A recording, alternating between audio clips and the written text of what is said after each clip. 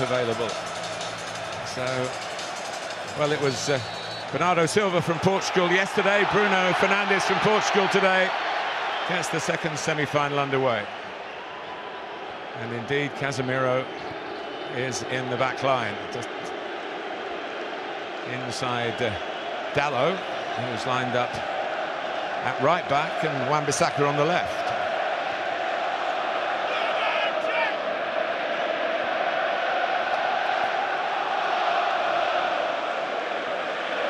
Coventry went at Wolves, that's what they said afterwards. That they went there knowing that their best chance was to attack. They left it very late, of course. They were 2-1 down going into added time, but managed to win 3-2 before extra time was required. Will they do the same here, Matt, do you think? I wouldn't be surprised, Martin, if I'm honest. I think they really will try and have a go, because they're looking at the weakness of Manchester United, which is that centre-back partnership. And you would think they'll want to stretch them as much as they can, trying to lure them higher up the pitch and then use that space in behind with Sims and Hadji Wright, the pace that they have. I'm not sure if Maguire and Casemiro would cope with it in the right areas, and I think that will be the game plan from Coventry. Why not have a go, hey? You not hear that often. Well, Manchester United last won the FA Cup in 2016 under a Dutchman, Louis van Gaal, who wasn't the manager within a few minutes of the final whistle. I hope Erik ten Hag doesn't know that piece of history, but he might. It's not a good omen. Well, we're in the semi-final at the moment, and he'd be happy to get to another FA Cup final. It would be, as I mentioned before the kickoff, only the second time in this long history of this wonderful competition that the final back-to-back years has involved the same two clubs. Sims trying to flick it on.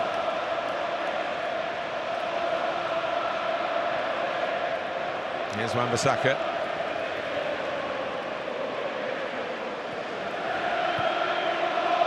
Return to Wembley for Kobbie Mainoo, who's played twice recently here for England at a tender age. And he's showing his familiarity with the place with that little surge forward. Bruno Fernandes trying to slip it wide to Garnacho, lines it up. All right, trying to lead a counter-attack. Rob Jones, the referee, gives Coventry a free kick.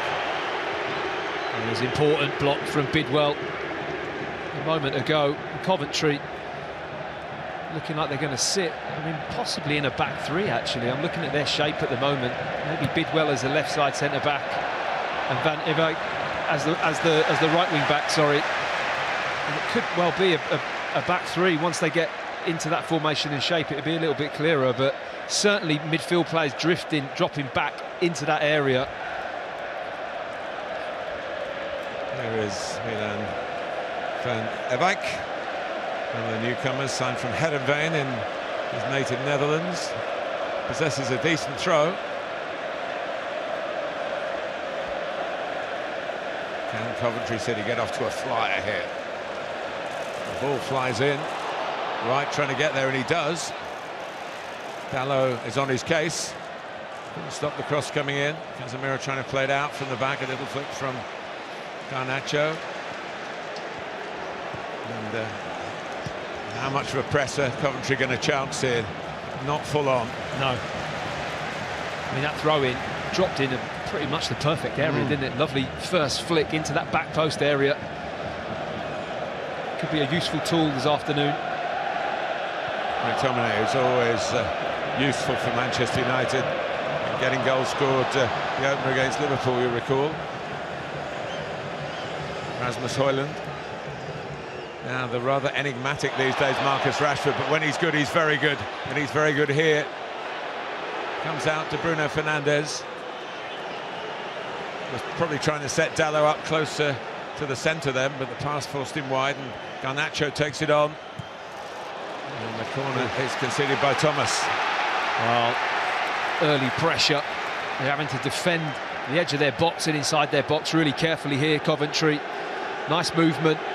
Garnacho just drops his shoulder and he cuts it back through the legs. There's a lot of bodies in there. Coventry really packing that 18-yard box, especially when the ball's wide.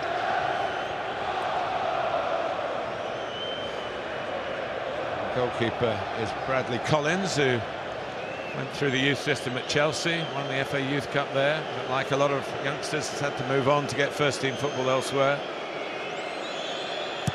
Outswinger. O'Hare deciding to shift it out to his own half. Actually had time to bring that down. Onana puts it back into a good area. And what a chance for Garnacho. What a chance. He can't believe it. Well, he could believe how easily the ball dropped to him here. He's not favourite to win this header here. Fernandez is a really good header into that space. I think he's onside as well, maybe just coming from deep, but Bidwell puts his hands up straight away, knowing he's got to do better in the air there. He can't just be beaten that easily. It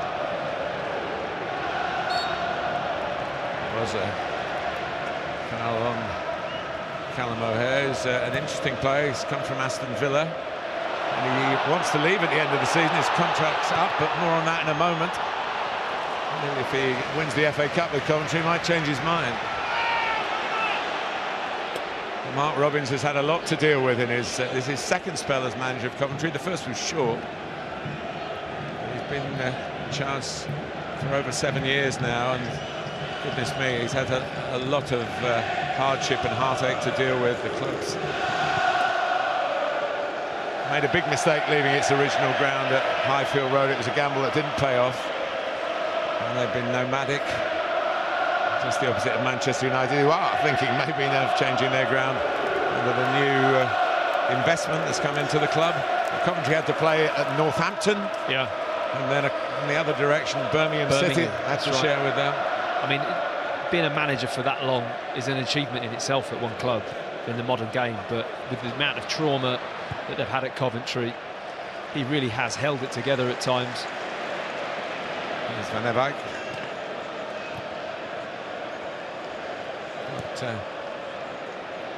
Ben Sheaf, the captain, and Josh Eccles, the centre of midfield. Well, as they've settled, they have got a back three in Martin. Lati Baudier has gone into centre-back. Van Eyck, and a good race with one of the quicker full-backs in the Premier League. Wan-Bissaka, and Coventry get a corner. Yeah, Lati Baudier, who normally plays right-back, has gone in between the two centre-backs to make a three. Mark Robins obviously feeling that he needs that extra centre-back in there. So a lot of responsibility on Eccles and Sheaf in the middle of the park to keep that solid. Jake Bidwell. He had a little taste of first-team football at Everton, but a long time ago. Going to try and put it on Onana here, you feel.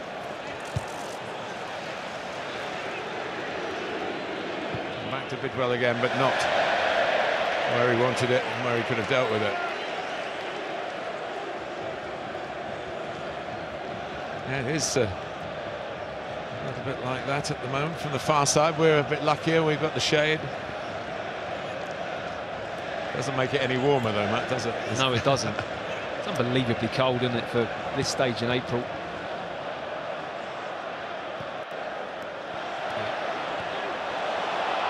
Here is O'Hare, who's an impish player with a lot of personality. He'll want to get on the ball as much as possible, which is a great thing in this company. Bidwell, out by Dallow. United play round the press, although Garnacho is slow to pick himself up. They are a man light in that respect. He's trotting forward now. Maguire was suspended from the semi-final for Manchester United last season, which they won on penalties against Brighton. I was at that game. It was unbelievable how Brighton didn't win it, actually. A bit like Chelsea yesterday. Yeah. And Brighton's season really did kind of fall apart after that. They gave so much into that game. Maguire nicely weighted into the run between the lines from McTominay. Here's Wan-Bissaka. Rashford, not shy of shooting, but didn't see a space, so he crosses hard and low. Cut out by Maguire. O'Hare's there. Here's Ellis Sims. This is the fascination of the fixture. They haven't made that count between O'Hare and Sheaf. And Matthew Baudier commits a foul, but good advantage played by referee Jones. Dallo.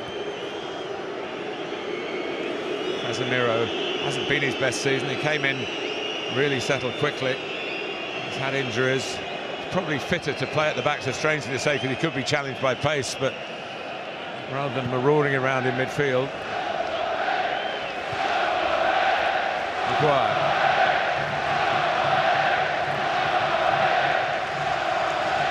Rolled the sole of the foot by Rashford out to Wan-Bissaka.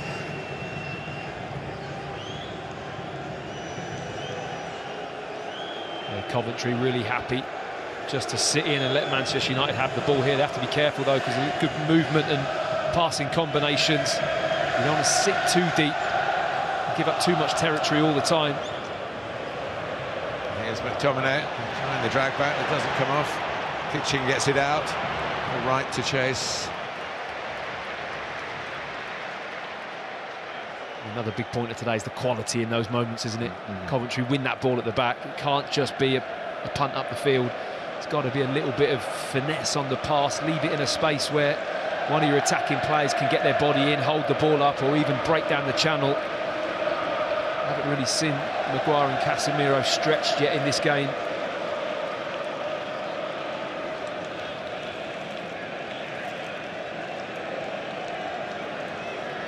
Maguire. Fernandes. No one coming to him. Rashford. Trying to make angle for the shot. It came back Rashford's way again. It came Mainer's way. Fernandes trying to tease it in. And Hadji Wright's away. But good covering by Diogo Dallo. That's what they're looking for, man. Absolutely. For a split second there, I thought he might have just had the legs on him, but Darlow was able to react quick enough. That's exactly the moments they're looking for. McTominay.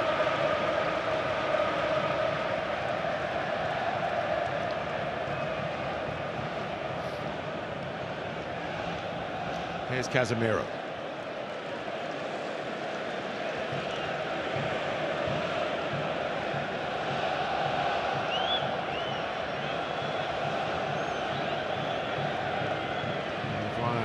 Able to advance, but the whole Coventry team between him and the net that Manchester United are trying to find.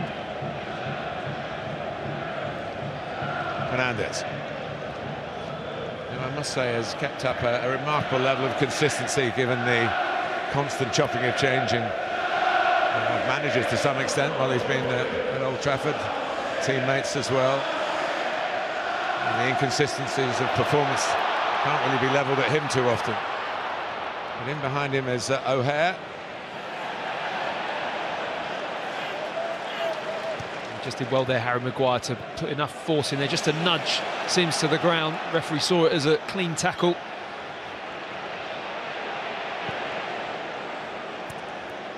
I think Coventry are reasonably happy that they've set up like this. Yeah. They would expect that kind of percentage, really, at this stage in the game. Rashford trying to find a little bit of space, and that's where it's hard to get it. On the gallop is Van der Beek. Sims. Good tracking back by Garnacho, you would say, but not too good from Coventry's point of view. Yeah, it's got to be a better pass than that from Sims, hasn't it? They're the ones that you need, that real piece of quality. That's the second time Badier has gone a little bit rash with Højlund in that position. I think the referee just having a little word with him. He's clattered him to the floor there for a second time. Can't be that rash. He came through the system at Manchester City. Yeah. Badier. And glory here today, and he'll be lining up against Manchester City. But, to work hard, and his teammates have got to be, they've got to be 10 out of 10, and maybe Manchester United somewhat less. Football and the FA Cup can do strange things on special days.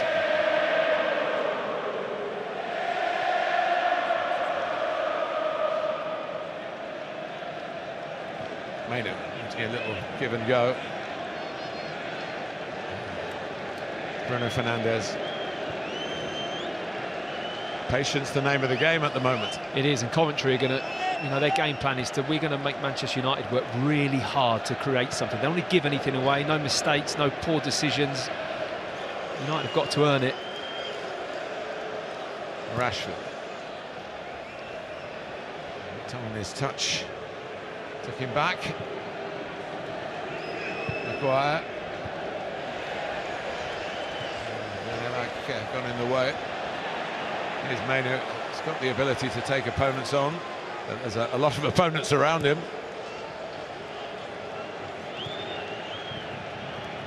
Casemiro has contented himself with little sideways passes.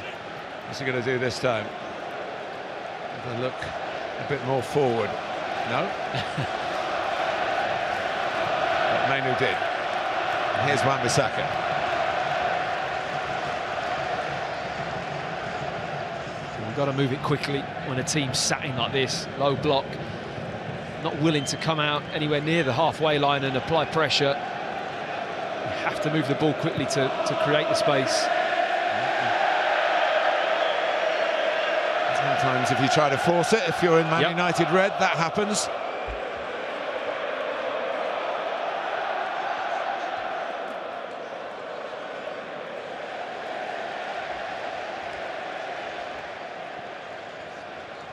Well, the good and the great are up there. Jason Wilcox, who's just joined the new ownership, or part ownership. Former Premier League winner with Blackburn Rovers as a player. Been quite a short period at Southampton as a sporting director, but prior to that he was at Manchester City. Now he'll be trying to unseat Manchester City as part of the new backroom staff under Sir Jim Ratcliffe. Sir David Brailsford. Dan Ashworth likely to arrive from Newcastle as well as sporting director. They've got a new CEO as well. There's some sorting out to be done.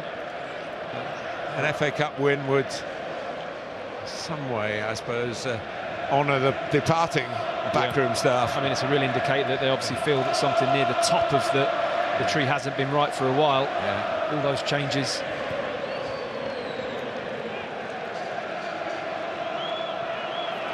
So you don't just have to pay for players now, you have to pay for backroom staff as well. Wilcox cost a transfer fee, and I'm sure Dan Ashworth, Newcastle are holding out for big money here. It's an important role though, isn't it? Yeah, well, it should be valued as such. Absolutely.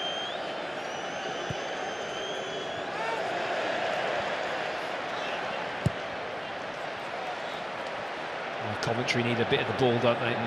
It's going to be a long afternoon. What are we, 18 minutes in? They've been sat screening, shuffling, dropping off, pressing in, not really having much joy with the ball at all. And now Rashford's in behind them. And that's the first time they've really been opened up. Rashford says it must be a corner. If it isn't a corner, it's a bad miss. Casemiro opened out. Well, it's the pass from Casemiro's brilliant. Sees the space, but the positioning's not quite right. Van Dijk in that right side just gets the wrong side of Marcus Rashford. He has his touch, and then I'm not too sure if he's trying to score there or nudge it past. And there's not a lot of real intent with the left foot effort here from Marcus Rashford. I think he's trying to go past him, maybe. Just drops it wide. Doesn't really, for me, make his mind up what to do with that situation. At the same end of the ground yesterday, Phil Foden was caught in a similar position. He went round the goalkeeper but ran out of room. Could kind of look caught between two minds there, Marcus Rashford, whether to have a touch or actually just try and punch it with his left foot into the bottom corner. And the ball kind of ended up in between. But Coventry got it all wrong. They did. 3 against 2. Well, Manchester United's favour. That's exactly what they want to avoid, that long ball over the top, especially when you're 5 at the back. You switch off in that full-back position.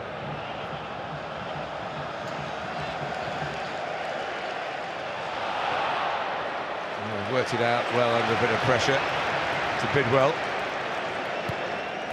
We've just got to keep the ball for a bit. And they've lost it here in the dangerous area too. Bruno Fernandes takes that in. Højlund. Little dart towards the near post there. Might have given Scott McTominay the opening goal. Well, it was horrible for Latibodier, wasn't it, in the middle? There's the deflection off the head. All bodies back in line. But this really could have gone anywhere because it comes in, kind of scuffed into the box. There's a horrible bobbler facing towards his own goal. Manchester United trying to turn the screw here. Crossing the ball. But it's still 0-0. A variation here that did well till it came to the last piece in the jigsaw.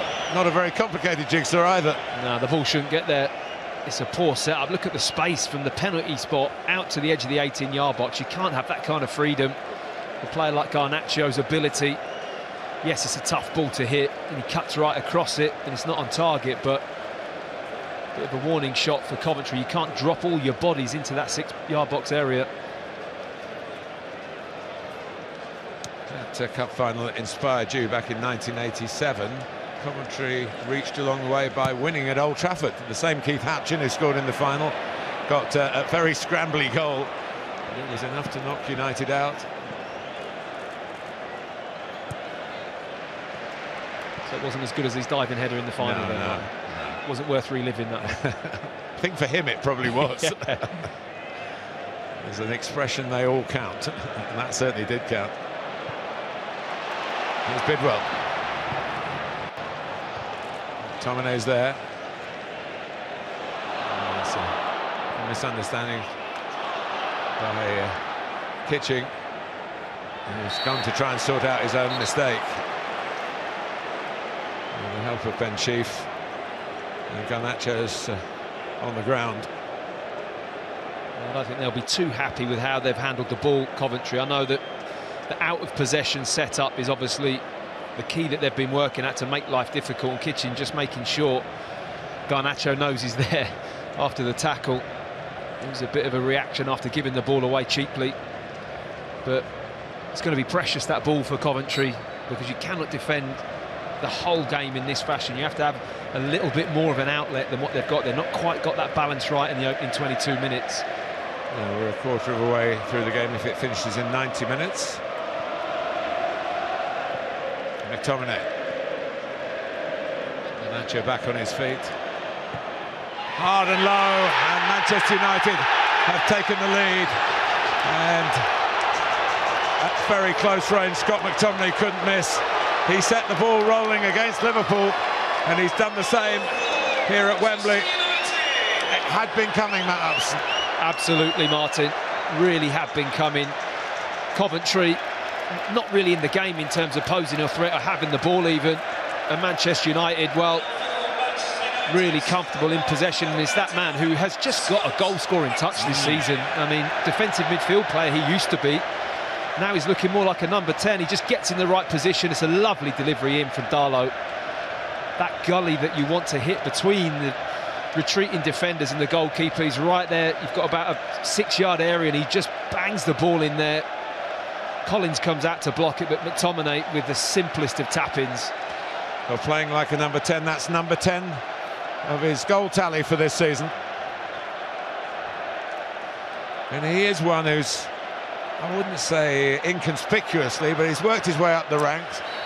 The former Manchester United manager Jose Mourinho actually created an award to give Scott McTominay when he was a young player, the Manager's Player of the Season. Well, that says a lot. That says a lot about his character. I also think international football for Scotland has really elevated him, Martin. And it's given him the freedom to play these different roles as well, which Manchester United maybe wouldn't have played him in. First shot on target, but it had to be on target from there. Yeah, but look at the attempt. But what a cross as well. Yeah, great move. Lovely interchange of passing, but Coventry with 3 centre-backs. Somebody has to tie in and deal with that cross better. Well, here's Hadji Wright looking for support. Looking for support. He was dispossessed. And there wasn't any thinking time, I'm afraid. No. It was a bit of a gamble to go to ground from, was it Casemiro with the tackle? It was, yeah.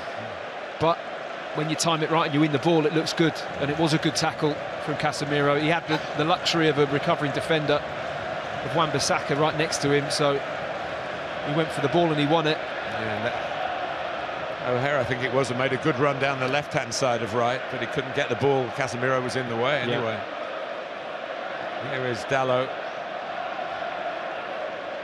Now Casemiro is a strolling player today, but he can put up the barricades, and Coventry have got to try and find a way around him now.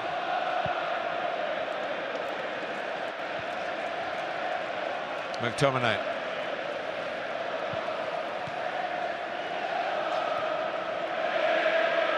Here's Rashford.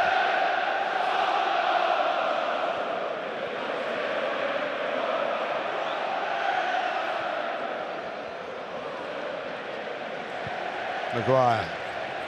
It's relaxed Manchester United a little bit, although they had the ball. They were maybe a bit tense at times, trying to force it. And Rashford trying to weave a way through a whole pack of sky blue defenders. Fernandes, McTominay trying to maybe return the compliment for Dalot, who's making a good burst from right back. Rashford from the left. All hands to the pump for Coventry City. Van der Beek is having a lot of work to do on this right-hand side at right wing-back. Maybe a little bit surprised he's set up with a back three, actually. I just felt maybe this was the time to really take the game to Manchester United. They're not quite at full strength, certainly at the back, and they've ended up sitting really deep, haven't they? Not actually getting out and applying much pressure to United. Well, in their one FA Cup final, they went a goal down in the first or second minute to Clive Allen, who often sits in the seat you're occupying here, Matt. I think it was Clive's 49th goal of a wonderful season, but he ended up with an FA Cup losers medal. So bounce back ability. Coventry of this generation have got to try and show it now.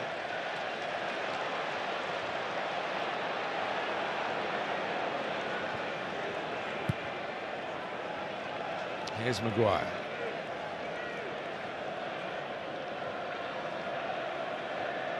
I had the experience on that day of travelling to Wembley in the Tottenham Hotspur team bus, which was something that happened in television on the day, yeah. I didn't go back on the bus, I can tell you that.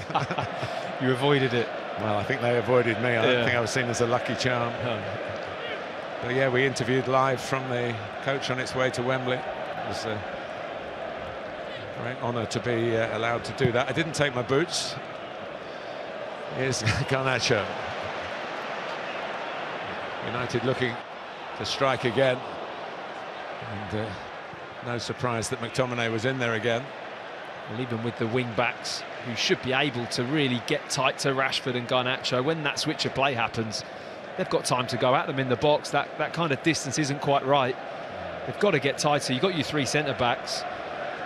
Certainly Bidwell and Van der Beek have to go out and get closer to the wide place. Don't allow them that space to take a run at them and then drop a shoulder and get a cross in, because you're talking about two really good players in Garnacho and Rashford.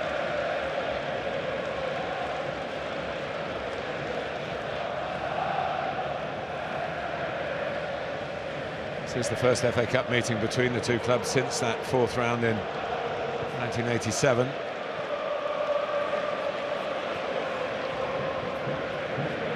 Met in the league since relegation in 2001. Coventry lost at Old Trafford. John Hartson was playing for them. He's someone we've seen here today.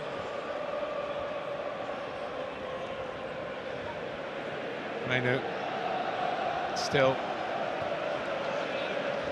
Manchester United, you sense, really fancying this now, but nobody going in on a bit of a loopy cross. It was just too high for Rasmus Højlund.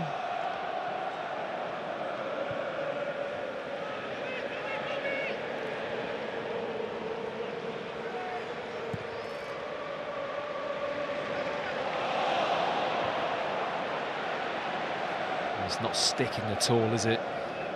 Every time the ball goes forward, certainly from the goalkeeper or any long pass, it's Manchester United that come out with the ball. Yeah, for 20 minutes it looked as though the defensive part of the plan was okay. Yeah. But we've got to hold the ball up, find a way out, find an outlet. You have to. Which should be part of that. That wasn't working, hasn't worked. Now they've got to try and summon the belief.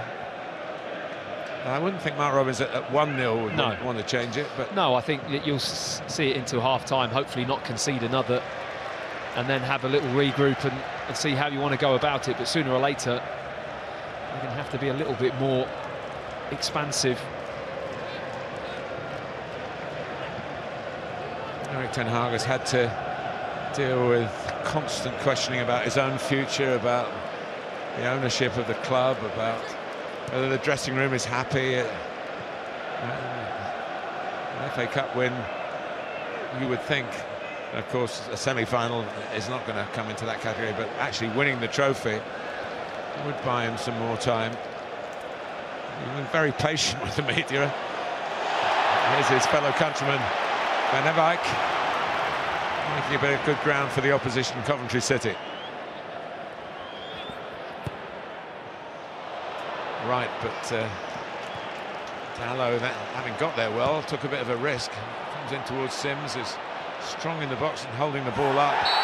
Coventry get a free kick. And this does represent a little bit of a chance, at least a shooting chance. Well, they've got bodies forward, haven't they? Got the wing-backs up the pitch, ball into the box, Sims with the chest back, and a bit of a rash decision from McTominay to go to ground there.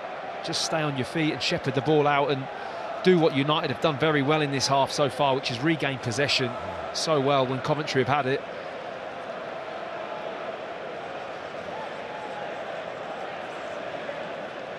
Well, Van Ewijk does have a reputation at free kicks. Jake Bibble is the left footer, which would perhaps not be the route to goal. Van Ewijk has sort of sauntered across to join the other wing back. He's got to really fancy it from that kind of range, isn't he? Probably the more likely it's going to be a cross into the box, isn't it? I would have thought. We're about to find out. We're going to take on Onana here. Now it's Bidwell. Whatever the plan was, it didn't work. I think that was an effort, though, wasn't it? Probably that left footer into the near post. I think he was looking to go over the wall. It's ambitious. Yes, and Andre Onana has had difficult moments. Most goalkeepers at this level do have those, but when you're Manchester United's goalkeeper, you are under greater scrutiny.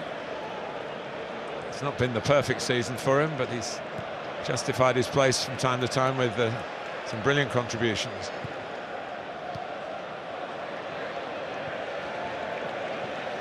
Josh Eccles can't get forward. He's come through the ranks at Coventry, local boy. And there's Steve Igrizovic, the goalkeeper in the cup-winning team of 1987. Oggy, hugely popular figure, not just in Coventry, but in football.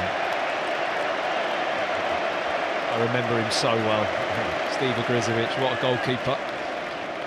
He scored a goal, didn't he, with a clearance in That's right. top division game. And here's Garnacho. Collins, aware that his momentum was going to take him out of the penalty area and might have had the ball in his hands. And Coventry nearly unstuck again with that long ball over the top. It's the timing of the run from Garnacho. I mean, you're dealing with good players that will come short and time that run in behind, but you have to be aware of that. You've got the extra centre-back in that position. It can't be that easy just to get over the top. Now they've come up with a variation, haven't they, Manchester United, whether it was out of necessity because the short interplay in that attacking third wasn't really producing shots on goal. And then suddenly Casemiro started to produce from the back, and others have followed. And it's now giving Coventry a bit of a conundrum. Yeah, it is. I mean, they probably wouldn't have expected to be able to hit that pass, but it is on. Chief. Matthew Baudier.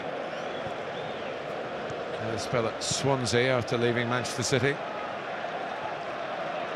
I mean, Sheaf and Eccles have barely touched the ball in the middle of the park for Coventry, have they? They've had no opportunity for any kind of build-up play, getting the ball off the back three or playing through into the front. It's just not happened so far. I think Callum O'Hare's just sort of gesturing to the back layers on the lines of, well, why don't you give it into my feet? Yeah. He's got belief in it. They have to have the ball. There's a little look at the goal, look at the cross in there, lovely delivery. And like good goal scorers do, they take up good positions, and that back post is a favourite. You usually get a tap in if nobody touches it on the way through. Do you think Rasmus Højlund is saying that should have been me? I thought it was Højlund for a moment. There's a similarity. Yeah, there is.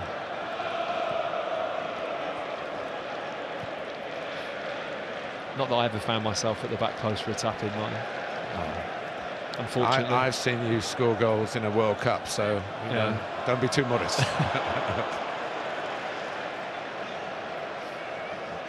Not only seen you, I was actually commentating, shouting your name, yeah.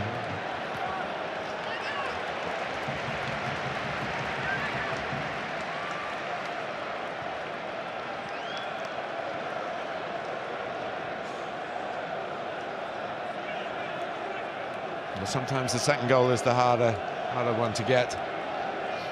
And if you offered probably Coventry at, say, 70 minutes, 1-0 down, they'd probably have accepted that at the start. But they'd take it. Long way to go before we get there. And about half of that. Forward by Van Eyck, and there was half a chance of squeezing it into Sims. I haven't really seen Ellis Sims' acceleration, which is impressive. Yeah. Just a little window of opportunity there, just to lift that ball over the top. Wasn't to see it, and Casemiro again, pretty decisive with his tackling. Chief didn't have a game in Arsenal's first team. It is learning of the trade in the North London club.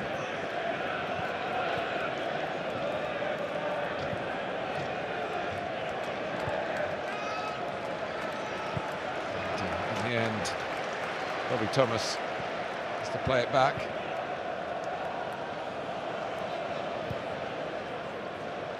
Adibodia. Collins. Chief, that's better for Coventry. That's they want to play through the lines and maybe catch Manchester United out and get at the back line. The next pass wasn't good enough. And now they've got to chase back.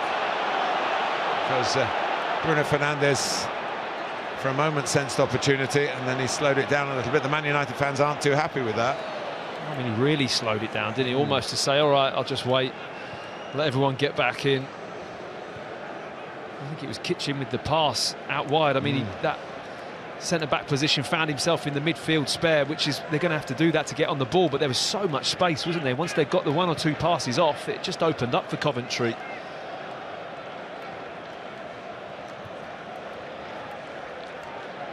Casemiro. And Bruno Fernandes offering the ball over the top, or the run for the ball over the top, and Bruno's just suggested to him, why didn't you play it?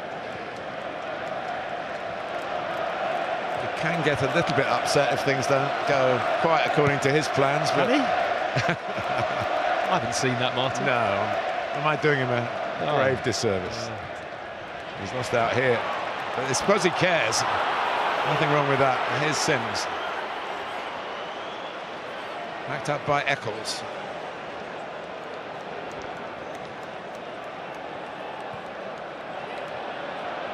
Stay in it, Coventry City. This is a bit more promising, and Josh Eccles breaks the line here, putting it across towards Sims coming in. That's the best from Coventry by a country mile. Here's Thomas. Wright and Sims, that's the deadly duo they hoped. Well, that's what I was expecting to see from Coventry. A bit more of that. Brilliant play, driving run from Eccles, and look at this piece of defending here from Darlow. That's super play. Great right back position, tucked in, knowing his team's in danger. That is a fantastic tackle, nearly on the goal line. Sims certain to score, but Darlow in a great position. games, 2 against Wolves, 3 against the National League South side, Maidstone United, who illuminated the profile of non-league football. So, amongst the bigger boys, knocked out Ipswich, you might recall. Here's Rashford. He's no stranger to Wembley. Club and for country. McTominay, that's not enough on that. And Nacho still wants it from Casemiro, has other ideas. Gallo. Garnacho's had a bit of apologising to do to his manager, more on that in a moment.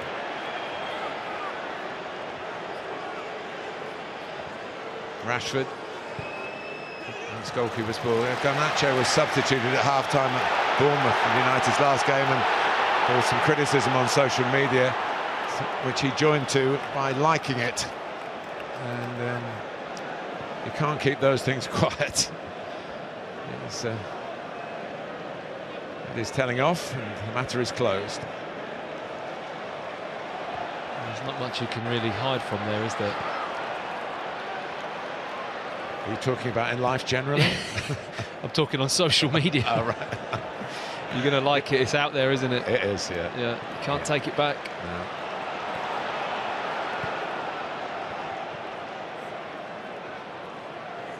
Here is the man we're talking about, Alejandro Garnacho. Wan-Bissaka. Garnacho.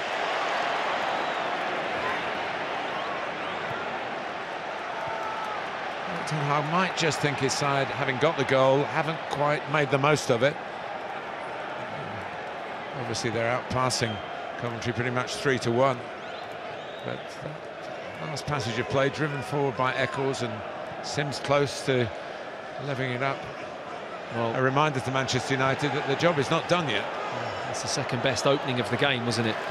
So that's all you need to know. And that's all Coventry need to hang on to. But it came from them being a little bit more confident, a little bit more bulgy with the ball. That's Højlund. Ooh, it's almost stray by Eccles. There are enough teammates around to mop it up. They're having the ball more, Martin, I will say, Coventry. They've just almost found a little system where it's like, I think the 3 centre-backs were a bit panicky with the ball first 20 minutes or so. No one was getting hold of it, and now just calm down, use the midfield players, build up a little bit.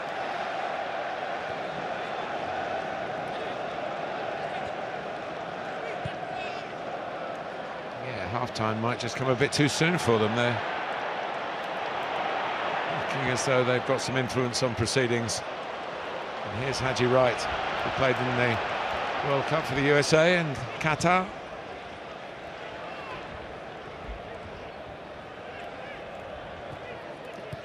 Sheaf's getting more on the ball though. Hare's getting a bit more of the ball. And we saw that burst from Eccles.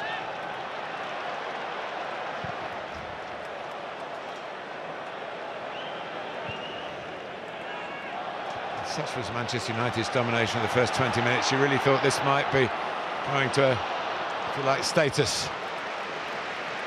But it's been better from Coventry, and they haven't conceded again. I think Bidwell was the better pass then. He was the left wing back in a wider position. That ball over the top there's too straight. Skipping on into Onana easily, but these Coventry are in the mindset of we can get forward, get the wing backs up the pitch, get the ball into the front. Haji Wright started to see a little bit more of it. Have to find a way of getting those players into the game.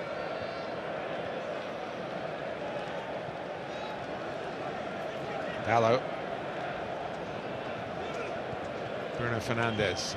Might be an offside here, but the flag has stayed down. Yeah, of course, it's an operation. Manchester United play on. Oh, boy, did they play on. And it's the corner. The flag hasn't gone up. Great hit by Rashford. It's another simple ball over the top that develops the chance, and the moment Marcus Rashford's coming onto that, you know he's hitting the target. He's super from this kind of range. He's got that lovely technique where he kind of knuckleballs it. It's a really good save, actually. Plenty of power on that hit. It's a strong hand from Collins. Cristiano Ronaldo technique. Yes, very much so. Good save by Brad Collins. This is a big moment, you feel, for Coventry if they ship a second here on the stroke of half-time. Maguire so dangerous in the air. Yeah, there he is, so dangerous in the air. Harry Maguire, and it is 2-0, and we're still ticking on to the end of the first half. And that's a big setback for Coventry, but a great moment of impetus for Manchester United. I think you can put that crystal ball away now, Martin. Talk that one up. Corner, set piece, Maguire. And this header is very Harry Maguire. I mean, it's far too much freedom. It's that zonal mark. You have to have a player out in his face, stopping him with that run-up. The moment he gets that kind of momentum, flight of the delivery, spot on. It's such a simple header for Maguire. He's not going to score many simpler than that. Once he gets his forehead on the front of the ball, it's a nice technique. He can see that near post area. He just punches it back across the goal. Super header, but far too easy for Manchester United. Coventry will be hugely disappointed with that goal right before half-time. Erik ten Hag punched the air, and we don't have players on the post seemingly these days, and that's very evident in the Premier League, let alone the Championship. It would be more back post though, wouldn't it, if anyone's on the post than the front? Well, that has somewhat changed the complexion of it. 1-0 and Coventry would think, well, we might take that, but 2 in an FA Cup semi-final. It looks lining up like a back four to me. Yes, with Matty Bodier at right back on the ball here.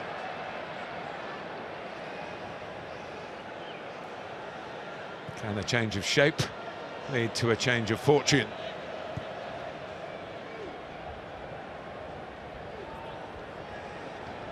Mainu.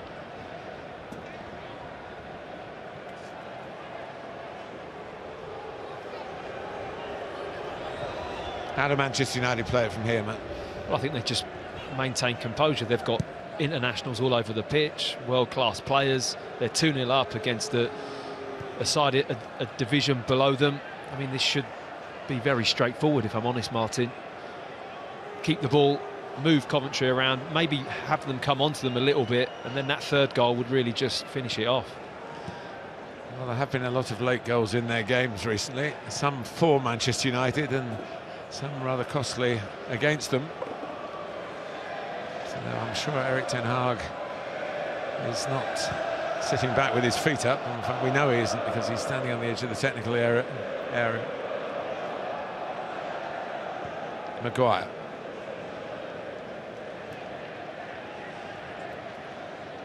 Here's Casemiro, whose positional play has been astute, and he hasn't had to hustle himself about too much. Maybe he will now. Coventry getting a little bit higher. They've got 3 players wanting to kind of press higher up the pitch. O'Hare's getting a little bit higher.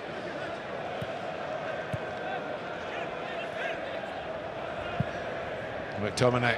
It's a lovely sweeping pass out to Rashford. Wan-Bissaka coming on the inside. Rashford going his own way.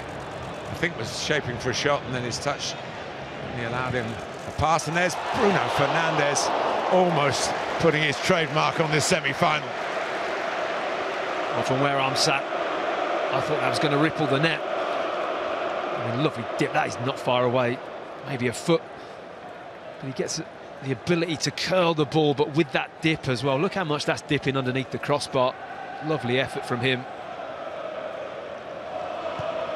Thomas trying to get Coventry in action. Bypassed O'Hare, actually was fouled. So the Sky Blues are going to get a free kick here.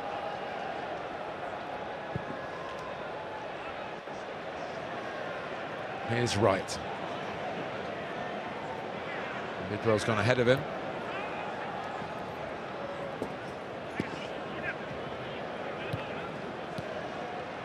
O'Hare. Sims.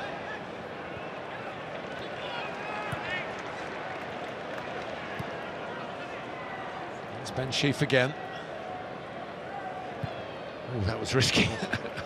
Maybe it was further away from Højlund than it looks from our Well, I think he wanted lofty more height. perch. He wanted more height on the pass. It was quite flat. Kind of like now really as a right-sided attacking player, a right-sided offensive midfield player, if you like, ahead of Natty Bodier. They're attacking towards this sky blue half of the stadium as well. Maybe the supporters can just raise the tempo in here a little bit. It's a tidy play from Manchester United. It'll be a bit more than that if they keep going. And Rashford is wrestled to the ground by Sheaf. There's a lot more responsibility for Sheaf now, and Eccles in the midfield to get out with the fullbacks and help them. A little bit too much here from Sheaf, just using his upper body, and Rashford goes down. But you're going to have to accept these 1v1 situations, and you're going to get exploited a little bit from Coventry's perspective. But you've got that opportunity of getting forward. They're desperately searching for a goal. The new men at the helm. Sir Jim Ratcliffe would love to.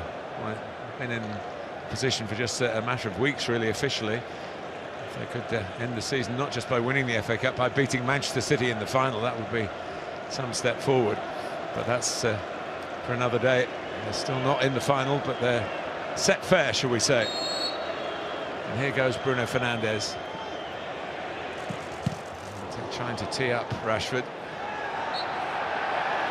Marcus Rashford has scored here at Wembley for United in a League Cup final against Newcastle last season. And he scored in the Premier League when Spurs were, of course, renting the place. He's never scored in the famous stadium in an FA Cup tie. And he's had quite a few opportunities. This is his 8th FA Cup tie here. Semi-finals and finals, and he's been in the squad for a long time now. Surprising, isn't it? It is a surprise. There's a fair few games for him on big occasions as well.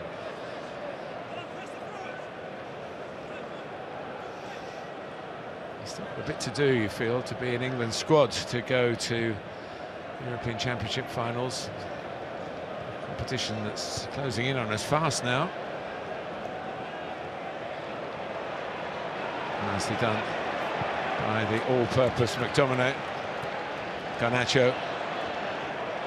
And Dalot rolls it past Kitching. Fernandes early, trying to get Rashford coming in at the back post. Mainu studiously passing it out to Dalot.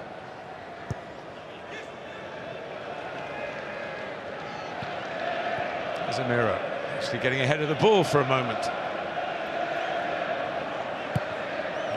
Fantastic career he's had.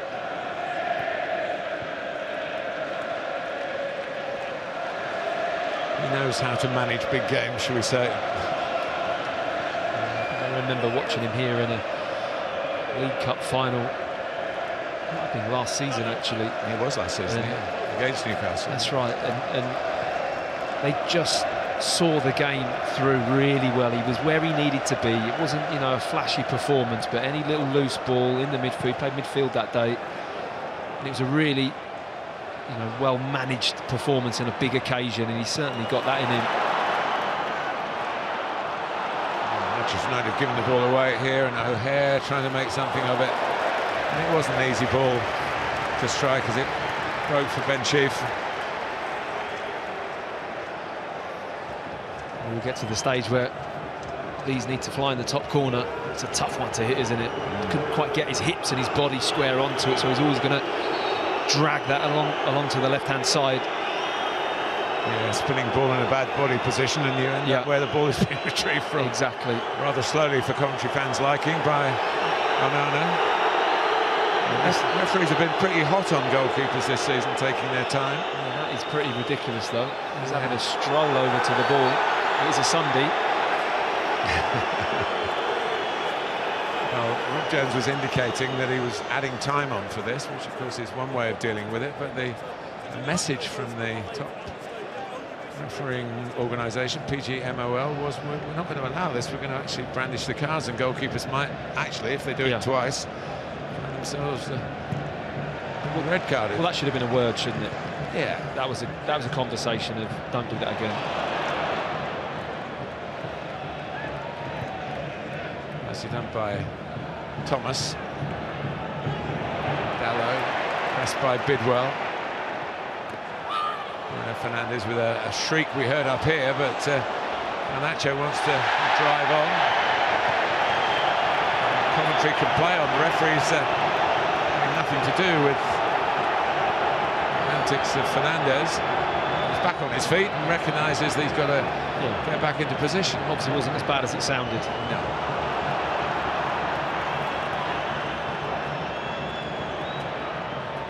Van Ebak. Antibodier. From Eccles. Bidwell. It's a decent ball in. A touch by Wan-Bissaka. Not a foul by Wan-Bissaka. No. Good defensive position, but far, far better from Coventry. This is the kind of pressure you want to see. The ball while getting the ball in the box. It's a nice delivery. He's actually the wrong side there, Wan-Bissaka. Does well to get his foot up and make contact with the ball because he could have got caught out. All back for Manchester United. Even Garnacho's being summoned. Just pick up on the edge of the penalty area. It's a decent delivery too. Comes out to Sheaf. Still plenty of sky blue in the middle. Can't deliver the kind of cross that they needed. Now comes Bruno Fernandes. Well, he went for the more difficult pass and one or two to his left, two in fact, Rashford and Højlund, who are very disappointed. He had the blinkers on, Bruno, then. Yeah, I'm not sure he saw them on his left-hand side. They were probably a little bit behind him or maybe level. I don't think he caught him at the side of his eye. Tried a really high tariff pass with the outside of the boot, threading it through the eye of the needle. That wasn't there. And they're like, Maguire got to it. Needed a loud shout from those two to the left of Bruno Fernandes. Yes. As loud as the squeal we heard from the player himself.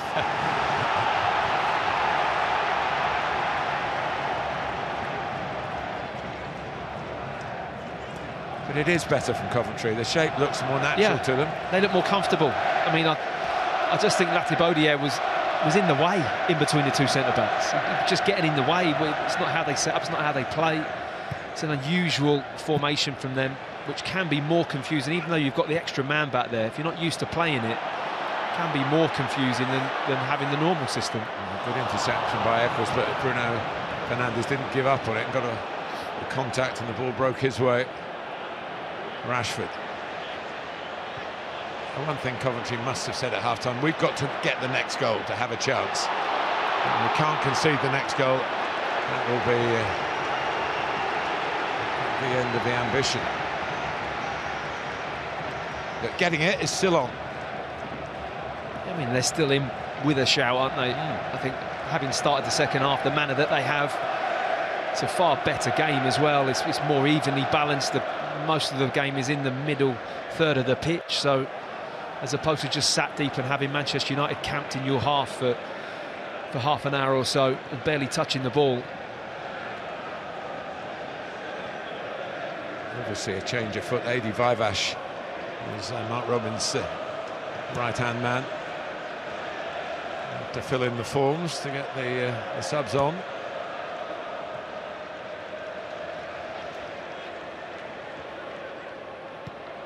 Levike picked up by Eccles. Manchester United have got one or two players who've not been in full training recently, so maybe there'll be some stamina here from the Championship side. Right, awkward one to control, but he has controlled it.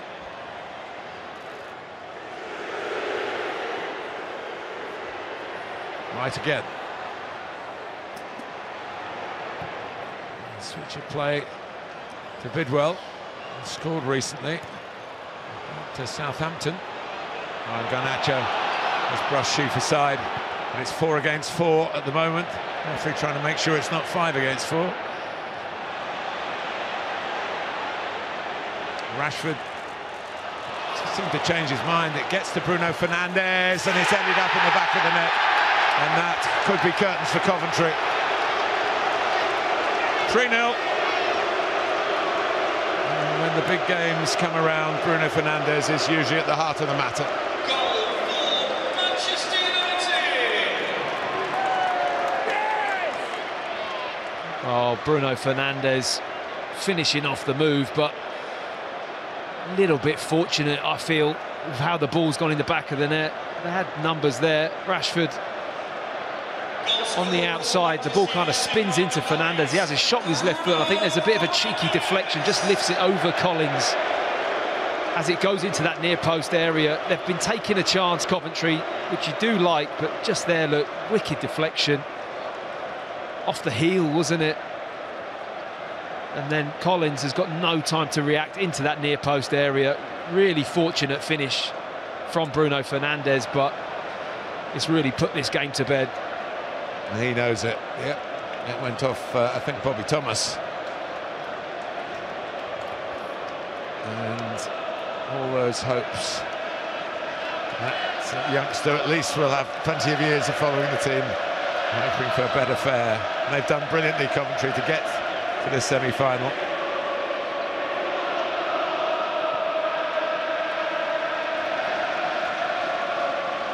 But it's Bruno's goal, it was on target.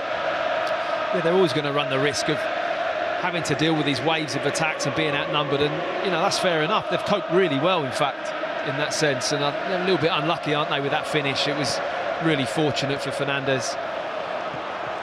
Here's Van der Beek not giving up the fight. It's a corner.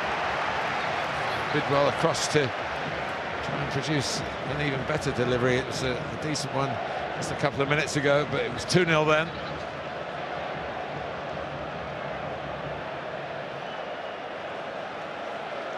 A happy hour has passed for Manchester United.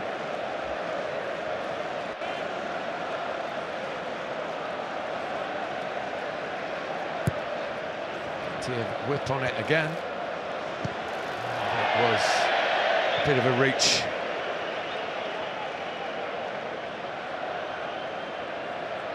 Ben Chief with 3 substitutes coming on.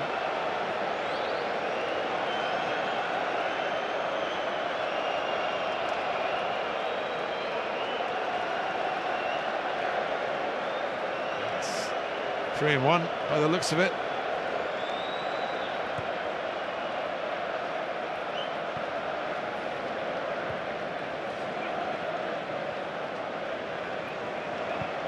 Here's Garnacho.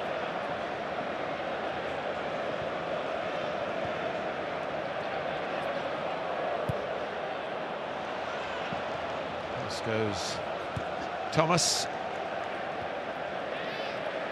By Bruno Fernandes. Oh, Wan-Bissaka almost finding himself in a central striking position. There's a pullback for a foul. And they might just hold the substitutions till after this free kick is dealt with.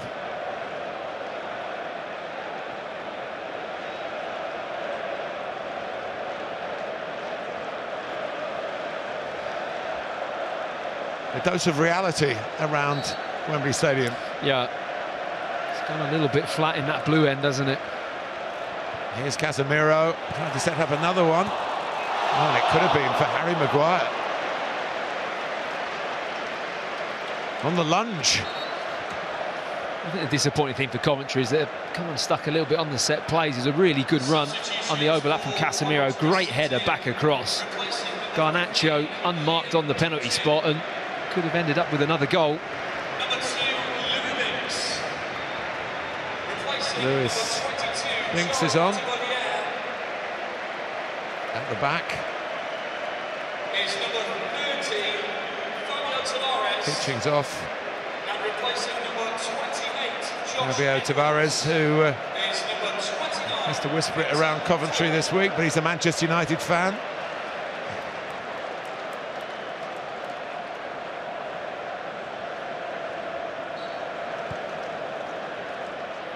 And also on is the Dane Victor Torp in midfield. Only signed in January.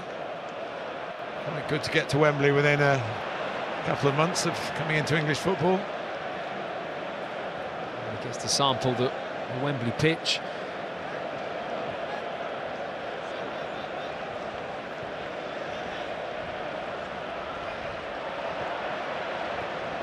Sims. And little dart forward by Callum O'Hare.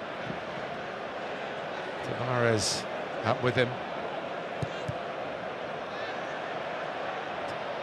Tavares again, who got a couple of FA Cup goals against Maidstone United.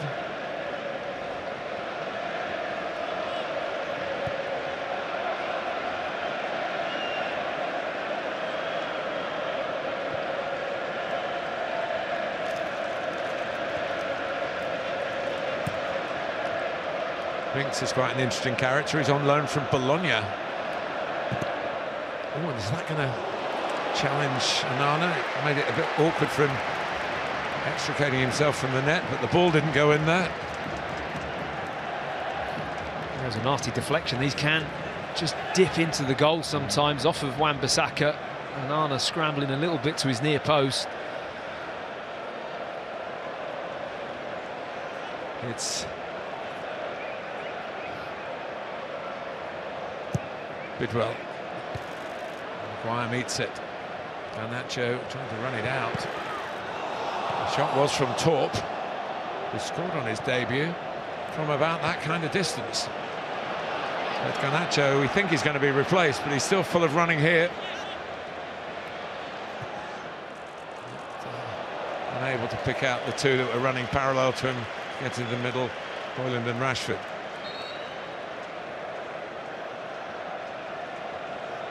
Substitution for Yes, Manchester United. Alejandro, the number is up, and I think the wise thing to do is not to query it too much.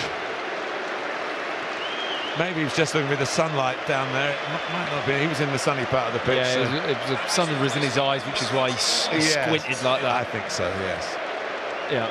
And Anthony is another one who's made the game after injury problems.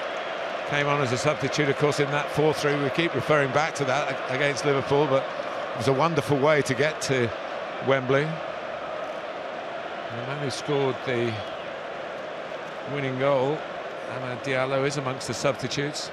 Strangely, although he was sent off in that game, his substitution has been served in the league matches, whereas Casey Palmer comes up with a second yellow card, 2 FA Cup yellow cards. The red cards aren't dealt with the same way. That is bizarre. It does seem a bit unfair, doesn't it? How can you have that difference in the rule? It just doesn't make sense, does it? You remember, scored the winner, having been booked, and then took his shirt off. His shirt off, yeah. What a game that was. It certainly was. And this grand competition had some fundamental changes announced, which have caused some debate in this country over the last couple of days, but it still fully deserves its place in the prominence of English football, and particularly around the world. It's much loved, and rightly so. Hoyland, a bit of pressure on him from Binks. Tavares.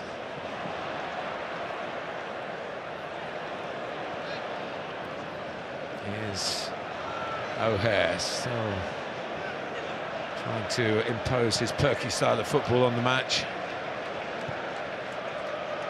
Torp.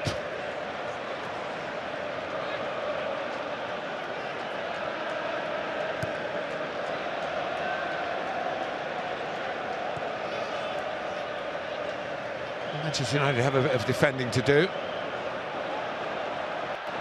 Tavares. Van Eyck. Well, that's a good effort. That was Keith Houchin. Yeah, it was. The 2024 version, but not quite as successful from Callum O'Hare. No, but good work on that right-hand side. He's been quite good, Tavares, since coming on. Overlap full-back with the right-footed cross. Very hard to keep it down in terms of you're so far in advance of the near post. Hitting the target is tricky. But just not enough from Coventry in that sense in this game. They haven't really tested Manchester United as I thought they would. You're always going to have those vulnerabilities at the back against the United attacking front line, but not really asked the big question of Maguire and Casemiro enough. Sir Trevor Brooking, scorer of a winning goal in an FA Cup final with a diving header. Yeah.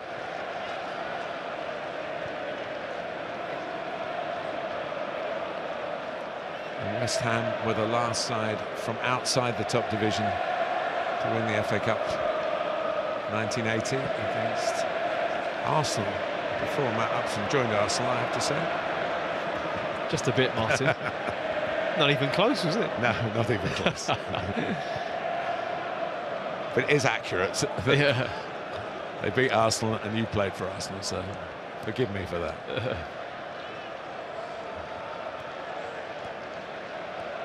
Would have been Arsenal's youngest ever signing at 1. Maybe these days, I'm not so sure. Yeah. Sign them up early, don't they? They do. Coventry. Oh, Tavares has got into the game. You quite rightly spotted that. It's gone out, and the pointing is for a goal kick. Some of the Coventry fans thought it was for a penalty. O'Hare again, dangerous in the box. Well, Maguire does what he does in these situations. He doesn't get there with his footwork, but he leans that big upper body straight in, and it's very hard to stay on your feet for O'Hare. Not quite got the body strength with the weight of Harry Maguire's frame against him, and just eases him out of that situation. Yeah, you would stick up for defenders in those situations because you did it a million times, but well, I mean that's a shove without playing the ball, isn't it? Well, he's holding his ground though, Martin. Do you know what I mean? Yeah. And I think if he gets enough of his upper body, if he's just using the arm and the arm's outstretched, I think it does look and feel different. But it was his whole upper body. Well, more defending to be done here, and it's swept in by Sims.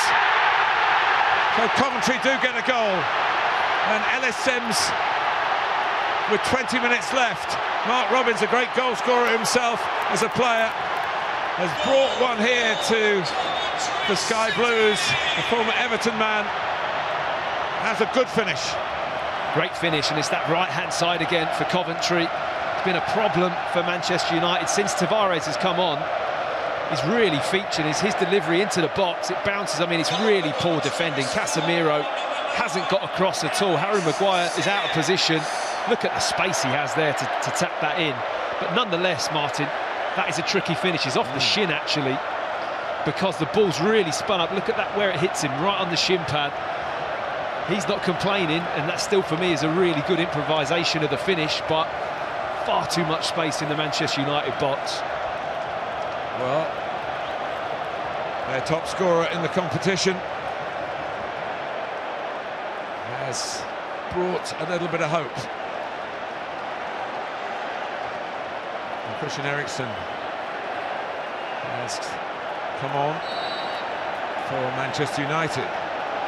But Mark Robins' change of formation to start with, and then the substitutions. It's miles better for me. It's just a shame he didn't start the game with that.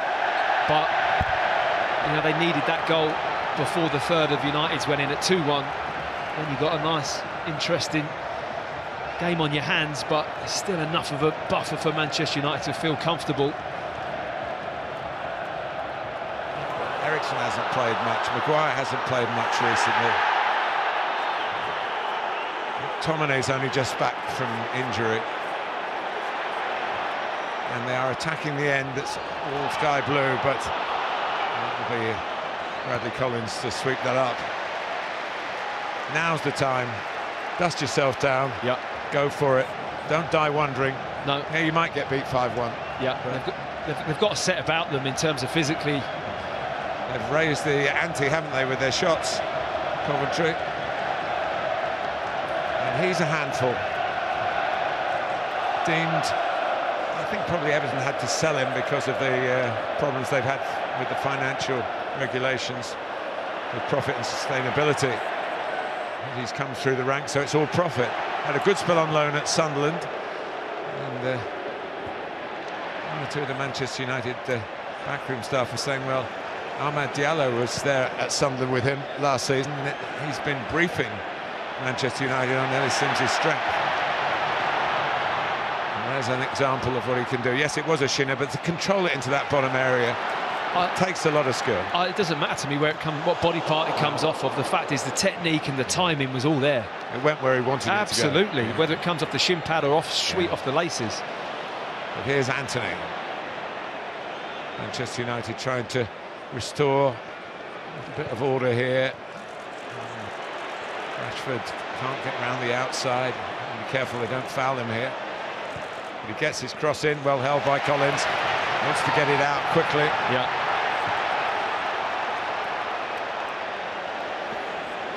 Maguire. It's a difficult pass actually from Bruno Fernandes. Yeah. The ball was off the ground. It was a bouncer, wasn't it? He did it well enough. He's a good technician though, isn't he? There's elements about his game that are really exceptional, and usually his ball striking is right up there.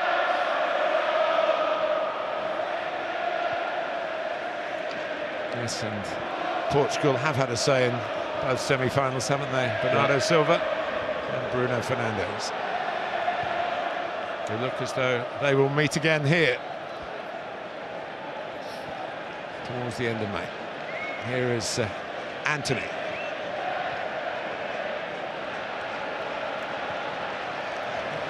Eriksen, for whom to see him on the football field still makes one wide-eyed with astonishment after what he went through in the European Championship. It takes a lot of courage, doesn't it?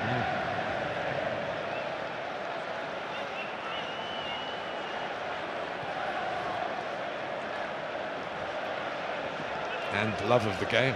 Absolutely. I mean, and the whole story of, you know, going to Brentford and performing the way he performed to then get himself in a situation where he's get signed by a club like Manchester United is pretty incredible, isn't it? I was talking to Jan Molby, one of Denmark's greatest players, before the game. And he was hoping he'd see Christian play. So he's had Højlund and Torp now on as well. Yeah. So there's the journey from his home in England. Great company, and was an exceptional player. Here's McTominay.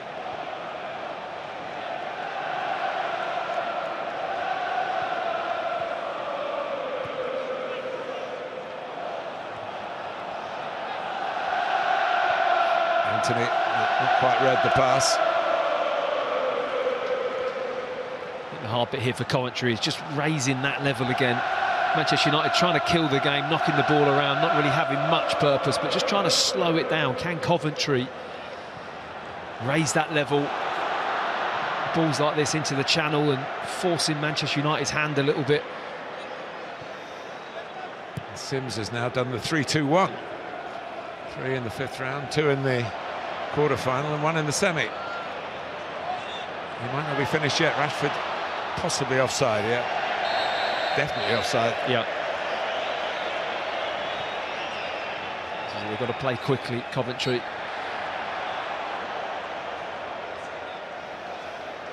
Well, there's still time, because this is the FA Cup, which almost has the monopoly on shocks, because it pits teams from different divisions together in the most intriguing way.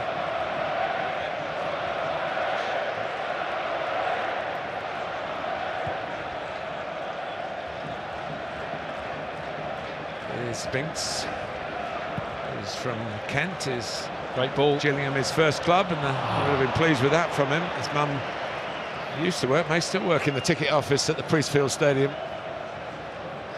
It's a super left-footed pass, cross-field. Shame Tavares couldn't bring it under control.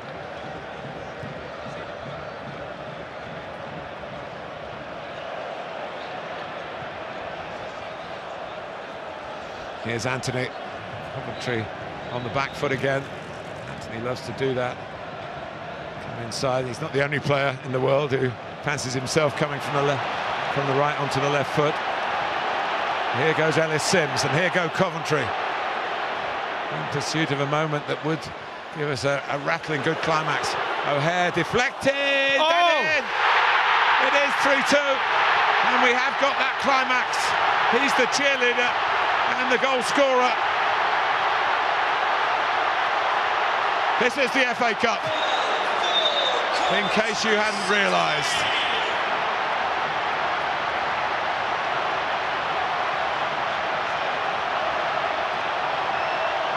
Wow, can it happen? Yes, is the answer, it can. Can it happen? Can Coventry get back level in this game? You need a little bit of luck. Manchester United had it with the Bruno Fernandes goal. Fortunate deflection. This one, obviously, a huge deflection. But the point is, they got into a situation where they had the opportunity to get that shot off. Sims, really good hold-up play, plays it into O'Hara, and all of a sudden, the ball spins up off Wan-Bissaka's back. Onana, absolutely no chance. No chance whatsoever. O'Hara with the strike, and that's in the back of the net. What a final 10 minutes we're set up for. And there's another change. Jada Silva's come on for Coventry. Diminutive figure, another one through the Chelsea ranks. Like Casey Palmer and Collins, the goalkeeper.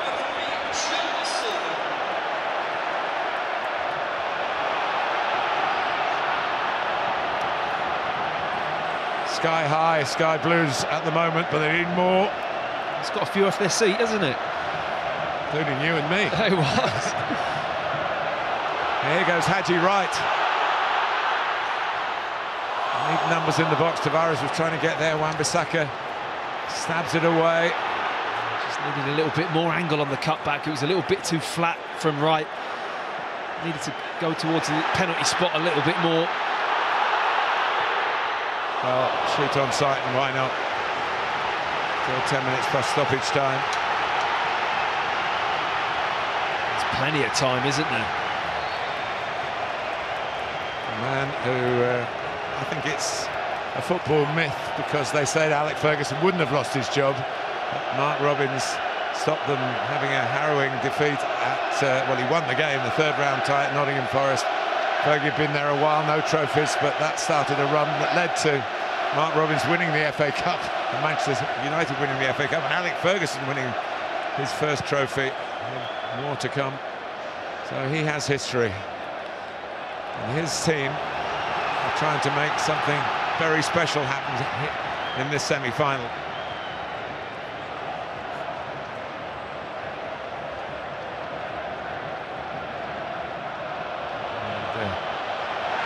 That's the difference between Premier League pace and Championship pace. And that is better seen at Twickenham, that challenge, isn't it? Yeah. Arms around the waist, good rugby tackle that from behind. No, you're not going to get past him. And he is a dynamic runner, though, Højlund. He's got plenty of power. And Bobby Thomas gets booked.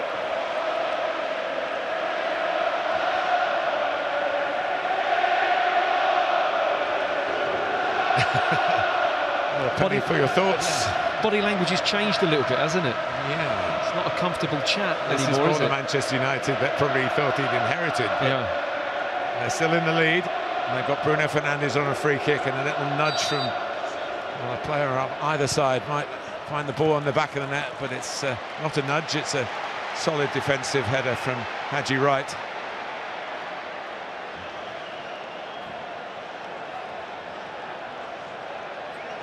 Do Manchester United try and push forwards and score again, or play, or are they just thinking here defensively? Do we just want to be safe and not concede? Well, they've got pretty much everybody forward. There's a ring fence of the penalty area and a few in and around Bradley Collins. There's more outside the box. Ericsson takes out by Haji Wright. And Tavares is actually ahead of the player. If they can switch the ball to him, but it's De Silva. Fresh legs. Here's Tavares, and here's De Silva. Sims and Wright are in the middle. It squirts behind off Harry Maguire. It's rocking at that end. Are Manchester United rocking defensively? Crikey, this is nervy stuff going on here. They do not look comfortable when the ball's wide, Manchester United.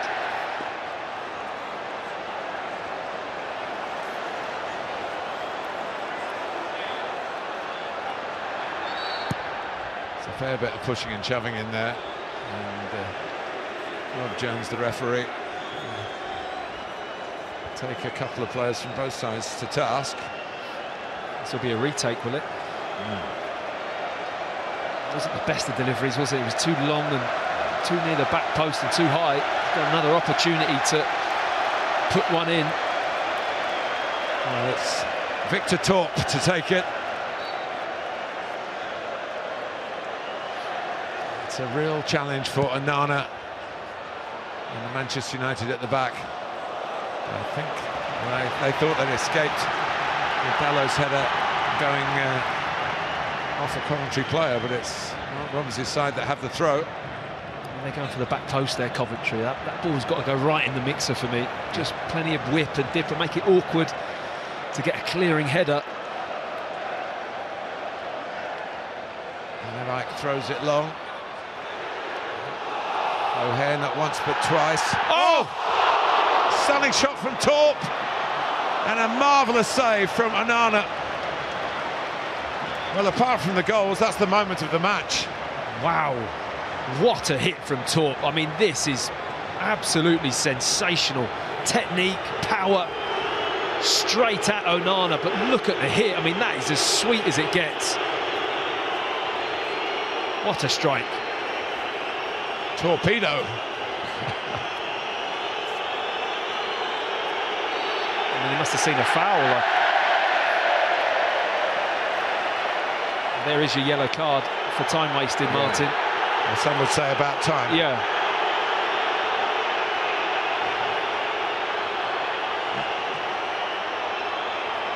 I mean, it's blatant, isn't it?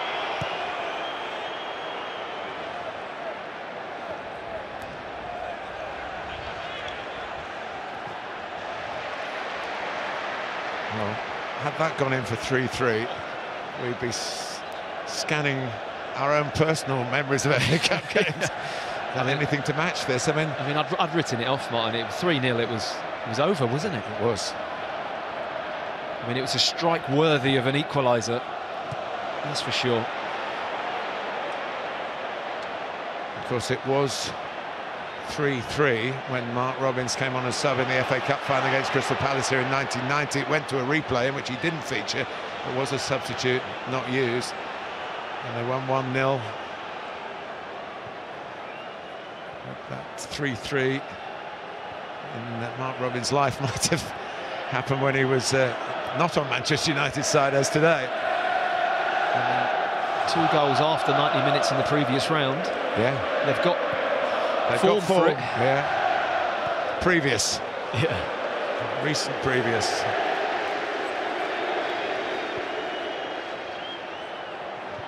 Dallow. Well, Coventry have awoken. And maybe in time. First half, which culminated really the sense of disappointment with Maguire making it 2-0. A sense of underachievement from what they've done to get to the semi-final. But they rolled up their sleeves and really shown up for the second half. Well, they've shown their personality and character. And the formation has been, for me, miles better. They've had much more freedom to play, and here they are again. Right. Tavares coming in at the back post. McTominay had height advantage on O'Hare by a fair bit. O'Hare again. Here's Sheaf.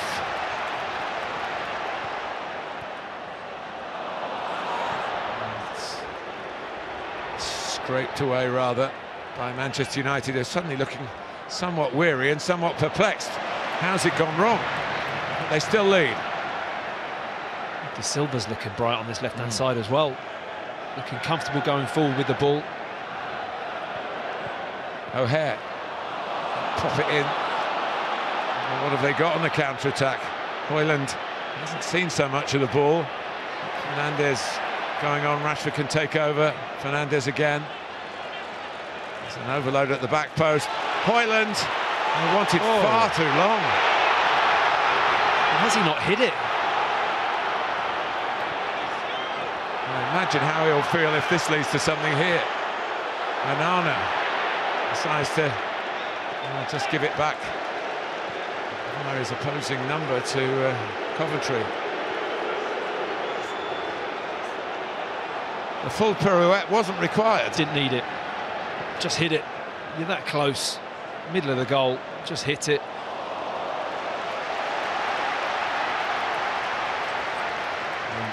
You wouldn't want that moment to haunt you, would you?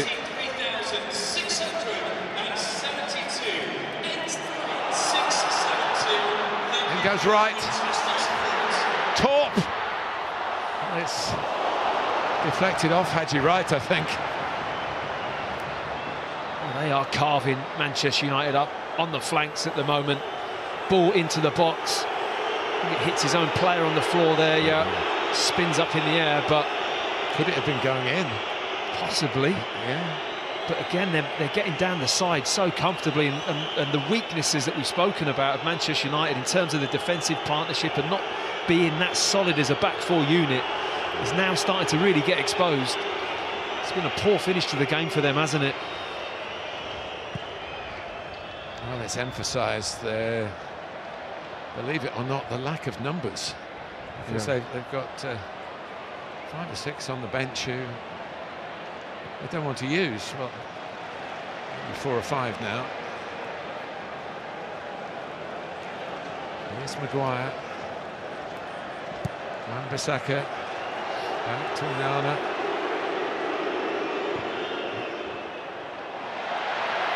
Just feel there's still time for Coventry. Sims in particular. He's trying to find his great partner this season, Haji Wright. 6 minutes for a 6th goal in the game. But it could come at the other end. The tackle, really well-timed tackle, had to get that right, Chief. Here's Tavares.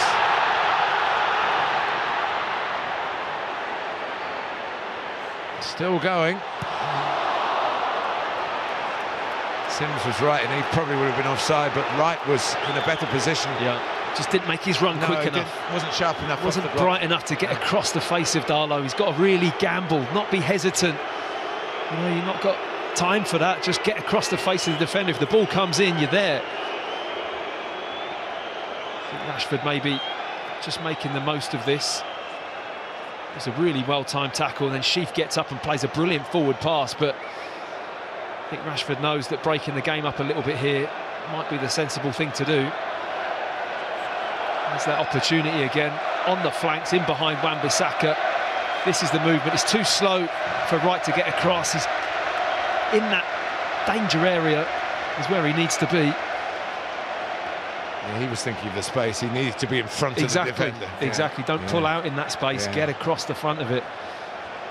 As defenders, that is your hardest thing to deal with at that moment.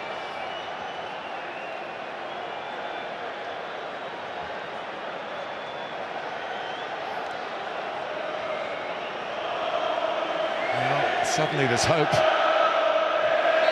Suddenly visiting Wembley, even in defeat, will be very memorable, but it's not defeat yet. In by O'Hare. It's Eriksson who has to steer it away. Torp gets it back. Across by Wright. They're lining up at the far post. There's a shout for handball. It's a penalty. In the 93rd minute. Handball given. Against Aaron Wan-Bissaka. The arm is out. Matt Upson, penalty? It's not going to be overruled, Martin. The arm is far enough out for the referee to make that call. It is not a clear and obvious error. It can be debated all day long, and there'll be different views. But that is not a decision that VAR, I believe, will overturn, because the arm is there. It's in that position. Is it by his side? Relatively, but it's outstretched a little bit, and he's making himself bigger to stop that ball coming back across the goal. I think that's the key point. The silhouette is bigger and not allowing that ball in a really dangerous area to get back across the goal. I mean, can you believe it? It's incredible stuff here. That's still being reviewed. And Manchester United having their say. It's a big call for VAR to get involved. It's an on-field penalty. Absolutely, an on-field penalty, which for me isn't a clear and obvious error. And it's a penalty. And, well, I saw Haji Wright take one of the worst penalties of the season at Southampton 10 days or so ago. He kicked with his right foot onto his left foot. Really? And, of course, that was a free kick, and the ball didn't go in the net. So he's full of confidence from the spot then, It's amazing. He's going to take it. And one of the features of it, Matt, was he waited forever to take it, as if he was Mr. Cool. Well, yeah, I mean, he's had a fair wait for this, isn't he? Yeah. He's had a fair wait in front of the... When the ball was on the spot, he still waited a long time. The referee almost had to hurry him up. Oh, what a moment. For Haji Wright at Wembley. They were 3-0 down, Coventry City. He waits again, Haji Wright. That's his style. Here he goes, and scores! 3-3. One of the great semi-final recoveries. The spirit, if you like, of 1987. But this is Mark Robins' team now. And they are heroes to those fans, and rightly so. What a contrast in emotions. Doug King, the owner, is on his feet. Well, I just cannot believe we're in this situation. Cool as you like from Haji Wright. Sees Onana going one way, strokes it in the other side. And that is the way to celebrate in front of a full half end of sky blue Wembley. What a moment for Coventry. 36,000 of them. Prayers are answered at that end of the ground.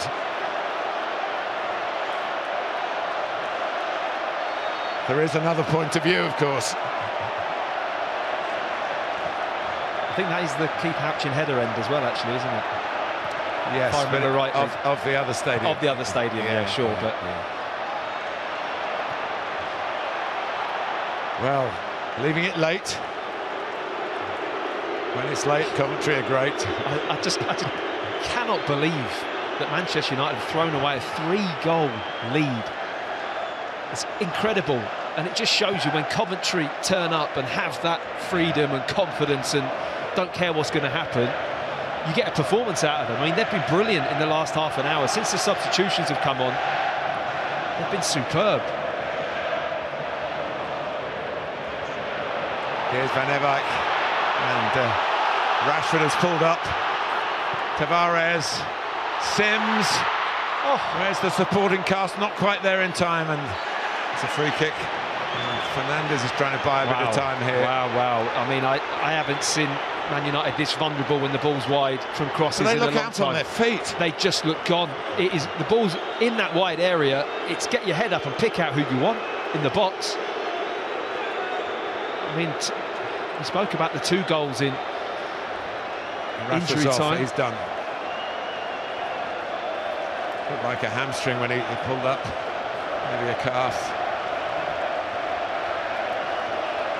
It's going from bad to worse, isn't it? Amad Diallo, who was the hero of a game that was 3-3 when he influenced it at Old Trafford the last time Manchester United won a game.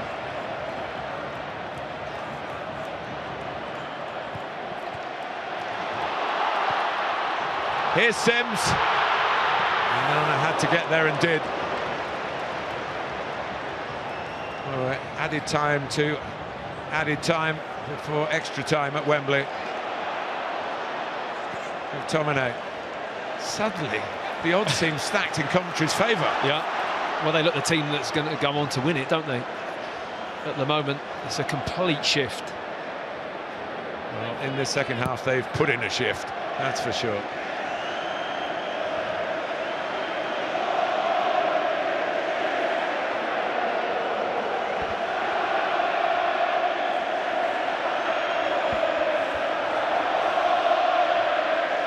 Casemiro.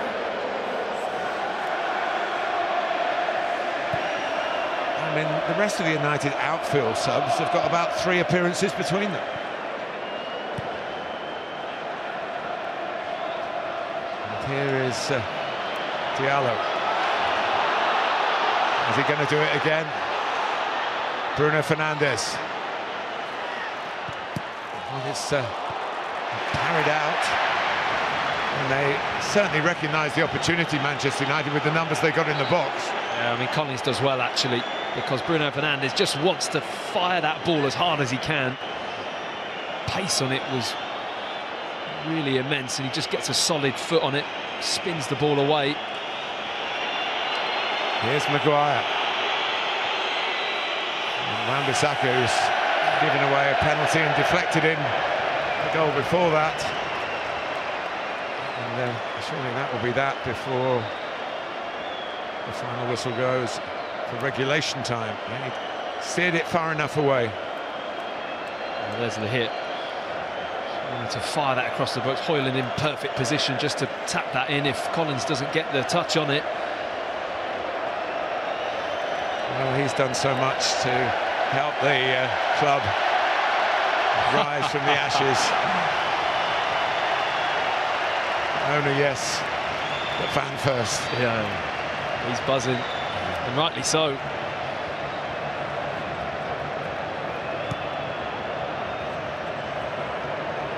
Still not the final whistle. Got a whistle to end the regulation period.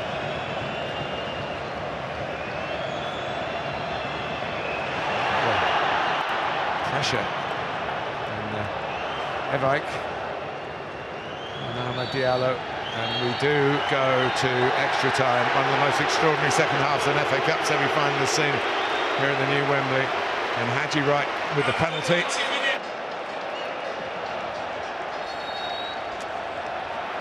But they've lost Marcus Rashford to injury.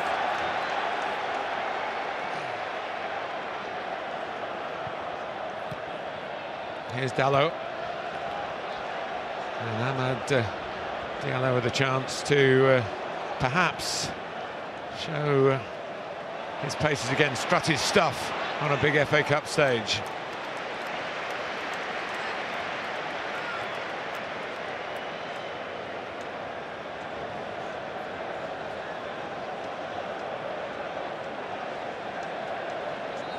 Surely Mark Robbins has said something along the lines that keep going as you've been doing. Yeah, I mean they're the side that, in terms of body language and swagger, they've got the confidence, haven't they? Manchester United are feeling they've just been ran over.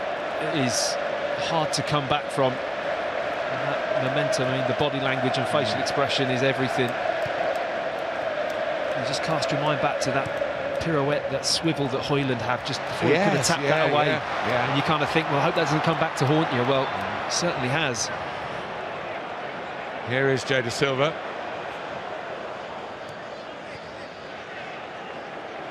And Victor Torp, two of the substitutes that Matt has mentioned. Torp again.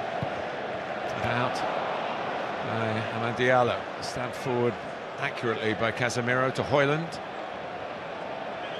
They'll lean on Bruno again, aren't they? On a big occasion. He doesn't look 100% in full working order.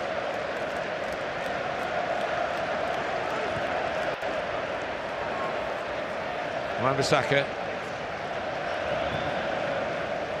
Manchester United got through, as we mentioned earlier, the semi-final last year in a penalty shootout. 7 players all scored, and then Solly March was the only miss for Brighton. Victor Lindelof, one of the absentees, got the winning penalty.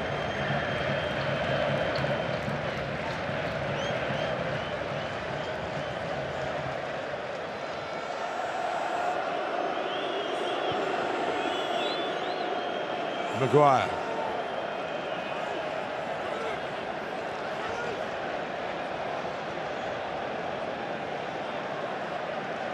This unique competition creating an awesome occasion at Wembley. Eriksson off the mark with the pass. Maguire comes across. Only joined in training with the first team on the grass, as the coaches say, on Friday. He's got to pace himself through this.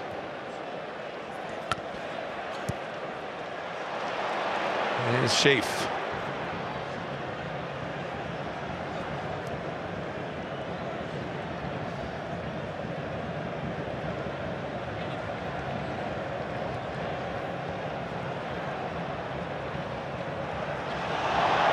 Good tussling by Van Eyck, but he wasn't fouled. Eriksson, now joined by his fellow countryman Højlund. Give it away, and Bobby Thomas steps in. And, in the end, Onana had to deal with it. Tavares wasn't trying to play it, so he couldn't be offside. Højlund. Ahmad trying to set it up. Bruno Fernandes rocks the crossbar. Has been a good hit from outside the penalty area from both teams, really. Torp's effort, and now Bruno Fernandes a whisker away from giving Manchester United the lead, but on the counter-attack they might go behind for the first time in this semi-final. But Haji Wright runs and runs and runs out of room. No for Bruno in the end. Well, he nearly gets this spot on, doesn't he? I mean, what a technician. He knows exactly what he wants. He's trying to guide that into that top corner, and it's just a fraction too high. It rattles off the crossbar and back down, but not over the line.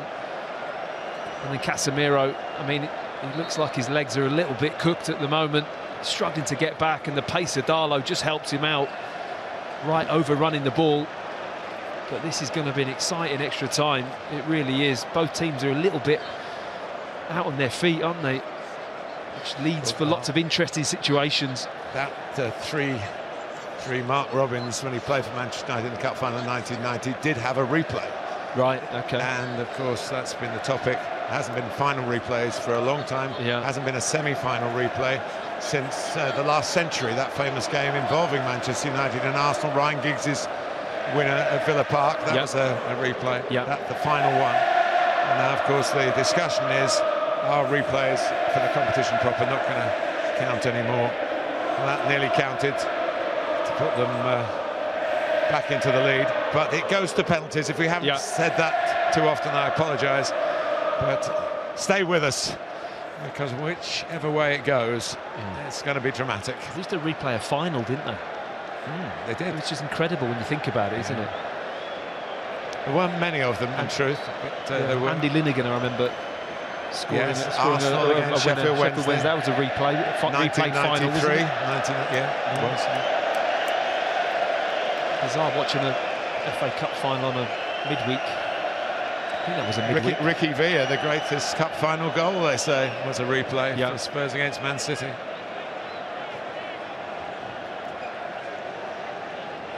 But there isn't room now, and I think everybody understands that. It's how you allocate the space. It's only right the final for me is decided on that date. Certainly the final, but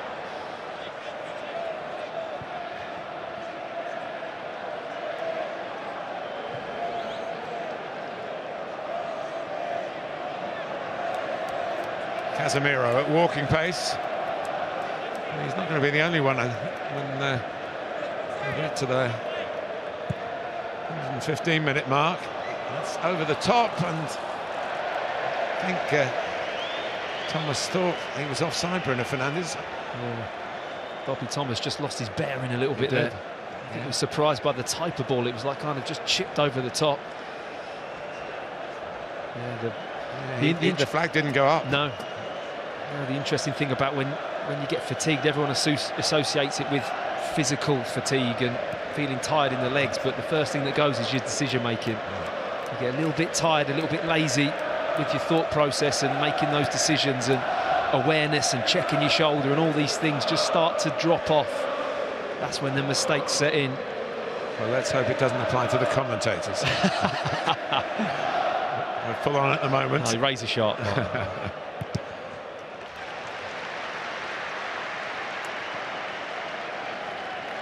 3-3. Who would have thought it? Maybe he would have done deep down. I don't think so. We saw him bang the part of the dugout in frustration when the Bruno Fernandes goal was deflected in. Manchester United, that 3-goal cushion. Didn't turn out to be a very soft cushion, though. Here is Casemiro. Ericsson. Dallo.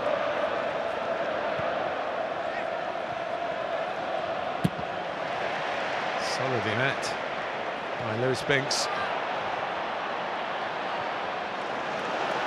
Here's Tavares, who's recovered from that knock.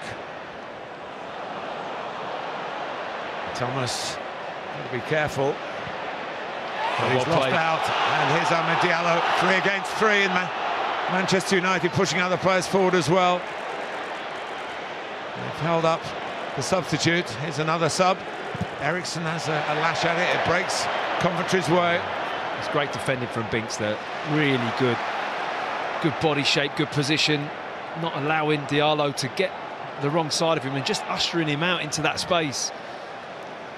That's been a complete rebuild for Coventry this season on the back of selling a couple of players. Gustavo Ramos in the Premier League with Sheffield United, but maybe not for that much longer. Victor Gyökeres, who's a much admired striker, cashed in on fees for them and spent their money wisely. A rarity for Coventry to have money to spend. I mean, fees like, was it 7 million for Sims? I mean, you just don't see Coventry spending that kind of money for a long, long time. 3.5 million for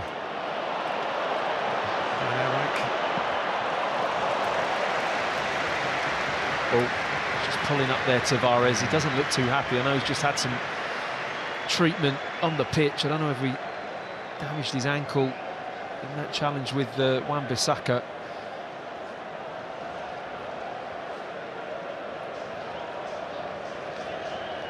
Please stop me from mentioning the Tavares hit. It only takes a minute. It only takes a second to score a goal. You didn't stop me. Yeah. There was a Nuno Tavares, who is still about, isn't he? He's on loan at Nottingham Forest from Arsenal. Right.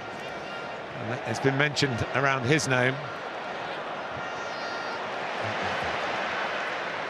It's a good tune, though.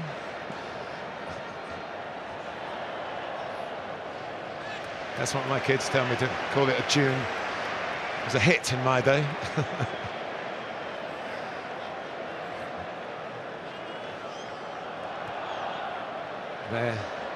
We're out of tune in the first half, Coventry City. They've got the harmony now.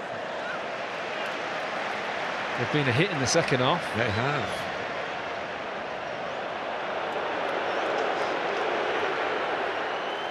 There's Sheaf far away. It wasn't deflected. That was a miss, but the fight back is massive credit to them.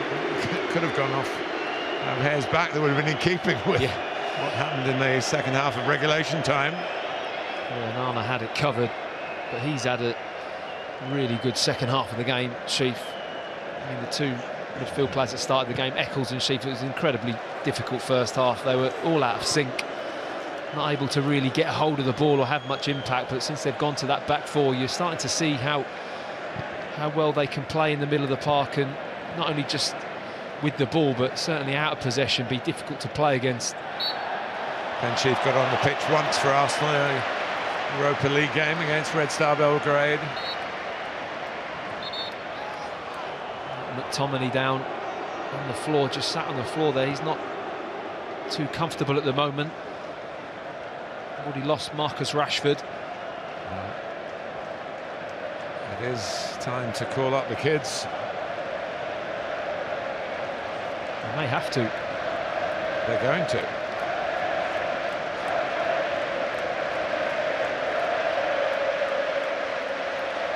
He has had a taste of the first team. Amari Forson, 19, he's an attacker, wide. He's the most experienced of the young lads. There's a 16-year-old amongst them.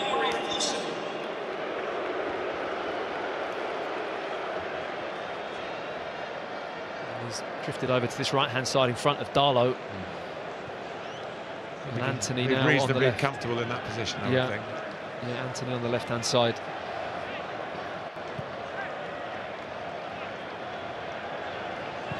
Sheaf. We never thought you'd even think about it, but could Manchester United be playing for penalties? Well, may well be in there thinking. I think at the moment, the way they're there's set up, too much game time, isn't it, for that? Yeah. There's plenty of time, but I think the first half of this extra time has been quite calm, actually. There's not really been too much incident. We're nearly there, aren't we, to half-time? Here's Sheaf, Torp, De Silva, not been in front, Coventry. Right, trying to change that. Kept in by Van der Beek, put to Manchester United's advantage. Højlund. United's throw. Great cheers about the challenge. Great tackle from Thomas. Wins the ball. Wipes out the player. Might have wiped out himself a little bit there. Was just a touch of cramp. Understandable. Came through the ranks at Burnley.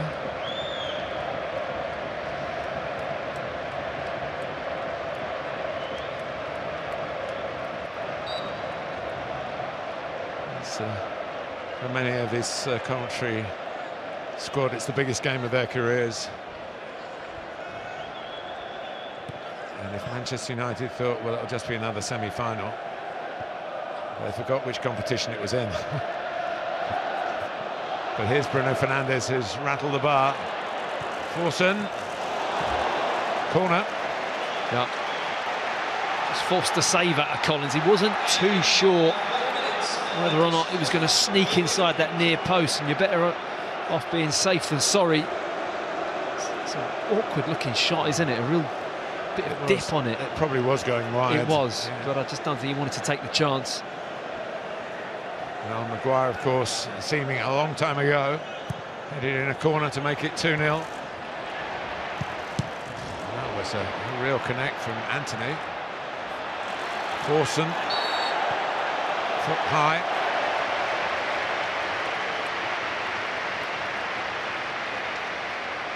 Well, they are on the verge of greatness, Coventry City here. It's good defending from Torp. He knew he was going to get kicked somewhere on his body, but willing to put his head in there for his team at the moment. Well, it's all the elements of football, this, isn't it, now? Fatigue, concentration, obvious ability, tactics, everything you want from a situation that could not be better poised in a better palace of stadiums. Eriksson. Tavares has to go off. That's a shame. Yeah. Big shame. 32-year-old Matt Godden, who had several years with Scunthorpe United, various loans, bought from Peterborough. He is a striker. And he scored 2 goals in the third round win over Oxford United. That was a big hit as well, 6-2. Yeah, they've had some high-scoring games, haven't they? And we said we said 19. They've got 22 now. Yeah. That was the stat of hope for Coventry. Yeah. Well, we're still 15 minutes away from really coming down to the wire, but we're ever edging closer to it. Memorable at Wembley. Maguire happy that sailed through to the goalkeeper. There was a little bit of a nervous look, wasn't there, on his face, that I'm not going to get the flight of that, but it was far too deep and flat. Godden's going to play through the middle, Sims on the right. Yeah. And Angie Wright on the left. O'Hare in that off the front position. Eriksson. Here's Forson.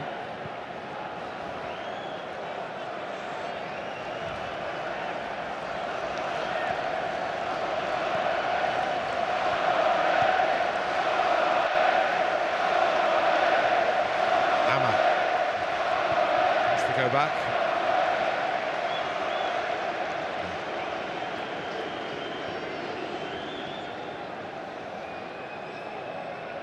2 goals for Manchester United in the first half, one relatively early in the second half. Built a rock of a platform, that rock was then chipped away at and then disintegrated. The fight back started by Ellis Sims, who's having to do a bit of chasing back here as Maguire ploughs on. He's still going, Harry Maguire. And the ball hasn't gone out, and Maguire can do something here. What he was trying to do, I think the angle was pretty much against him. Yeah, it was tight, wasn't it? Just muscles his way through here. And then that angle there is a touch from the keeper, isn't there? It's a decent save, actually, from Collins. Whether or not that would have drifted into the far post, but he got a significant swipe of a glove on the ball that just tipped it wide. Well, they look for Harry Maguire again, surely at this corner. It's taken by Eriksson. It comes back to Anthony. Ahmad. Eriksson plays it in with pace. And it's nicked behind for a corner.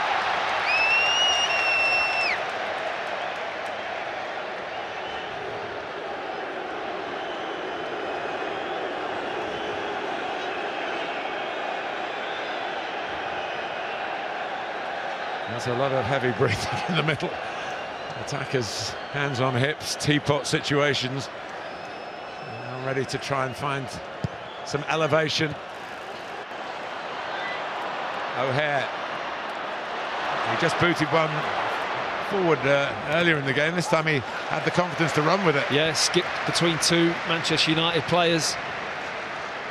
Does well, actually, because he then gets the tackle and goes out of play and just relieves the pressure a little bit. I think Coventry now looking at it thinking, if we can see this to penalties, what a win that is for them to have that opportunity to take on a Manchester United team in a penalty shootout. Just the review there, isn't there, of an arm in the box. Comes up there. I mean, there's nothing from that from Thomas for me. He's just trying to head the ball and it glances off the shoulder. It doesn't frustrate me when things like that are looked at. Peter Banks, I mentioned him actually. VAR are having a decent time of it. Yeah. He is the VAR man, Premier League referee, of course. And Evike.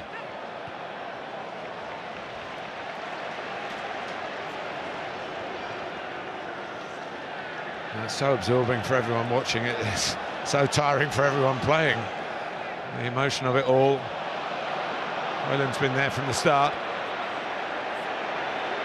Trying to win it himself. He's onside, he's in his own half.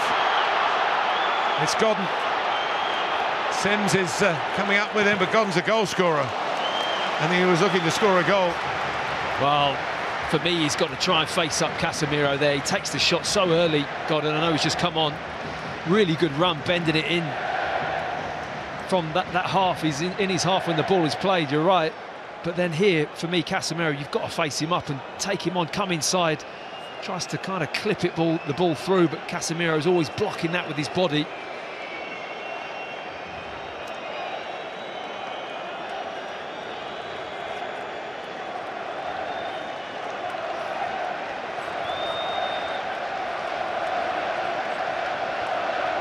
Coventry corner. Can they possibly get in front for the very first time? It's a very deep one towards Thomas. It was a bit too deep.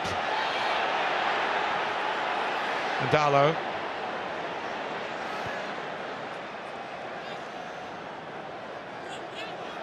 Eriksson. Surely, as she suggested, one of the penalty takers. If it gets that far, of course, is Sheaf. Sims is onside, played onside by Dallo. Still Ellis Sims. Oh, there was no one there. There were others to cut it back to. He was a bit late. Jada Silva is going to get booked for that. He could have maybe gone on his own there as well, Sims. To come inside and onto the left foot, either fire something across the goal or have an effort on goal yourself. Just a bit late there from Sims on Anthony.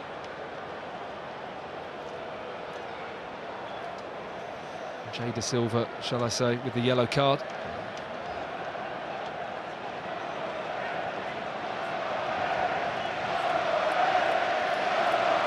Ericsson.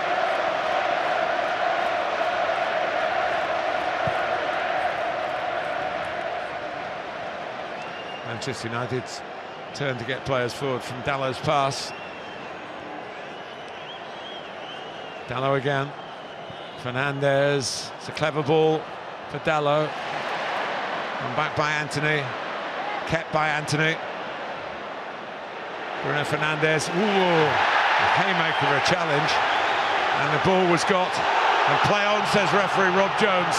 And Coventry only too willing to do that. O'Hare, Hadji Wright's in here for Coventry. Oh! That would have been, I think, mayhem if that had gone in because of what happened on the edge of the other penalty area. Oh my goodness. I mean, talk me through Van Ewijk in that move. What a tackle there. Crunching challenge from Bings. Superbly timed, and they set it up really well. This first touch, the ball's a tiny fraction behind right there. The weight of the pass isn't quite enough, and he has to slow down. So he gets it onto his left foot, and I never really fancied him, Martin.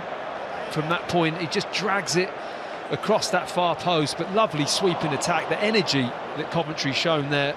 They call you a weaker foot the swinger, and yeah, that was a swing, wasn't it? It was a swinger. But the pass through to him just needed to be a couple of yards in front of him with a bit more pace on it. And I think he could have maybe took it inside the pitch, and then you really do open up either corner of the goal. Lovely sweeping attack. Casemiro.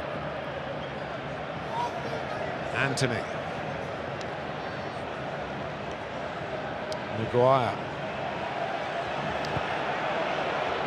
He wanted somebody to move in midfield, but moving is a bit of a problem for pretty much everybody out there, except those who've only just come on. It's nicely done by Maguire. Hoyland's come alive. Godden has done brilliantly. Sims, can they keep it going, Coventry? There might be gaps to exploit here. Ellis Sims. O'Hare couldn't get it back.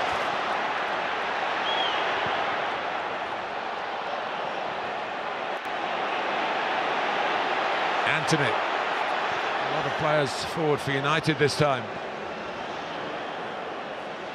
Diallo, Forson, young boys. Typical Manchester United way to get youth when they need it. Anthony. Diallo. Set it too wide.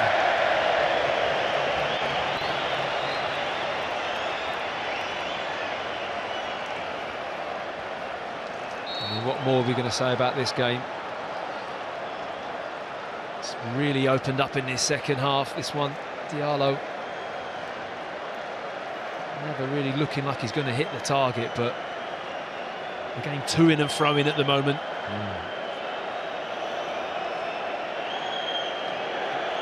Well, we know what they're wishing for.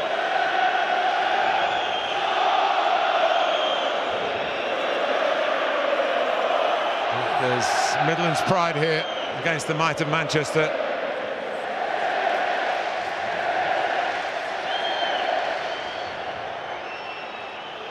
Whatever happens, Mark Robbins has added to his managerial reputation. I do feel there's certain English coaches in that particular envelope who are only going to get into the Premier League if they take a team there.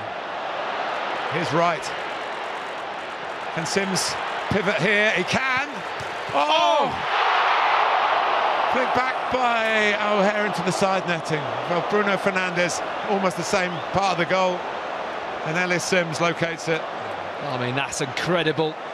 Really good play from Ericsson to stop the initial shot, but then the hit on the turn from Sims is a big appeal that the ball's gone over the line, but I don't think it has. It hits the crossbar, spins down, and it's probably about a foot short of going over the line, but great hit from Sims.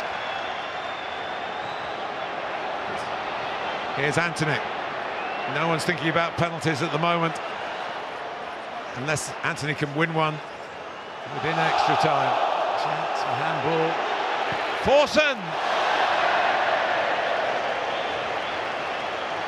Just got underneath it, got the power. It did look handball on the control before. That had been an interesting one if this had hit the back of the net. Nice strike, really cleanly hit, but just always rising.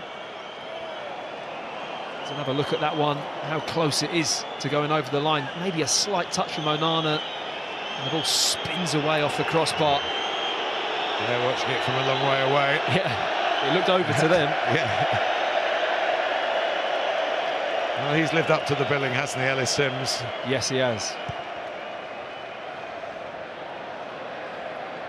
Wins the header. O'Hare bustling around Bruno Fernandes, who hooks it accurately, actually, perhaps luckily, towards Anthony, but United lose a grip on the ball. They certainly lost a grip on the game.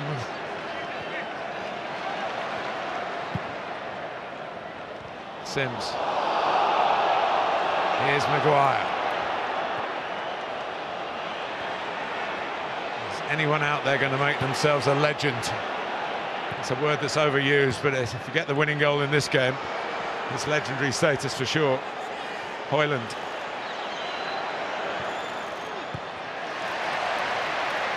Maguire underneath it. Eriksen.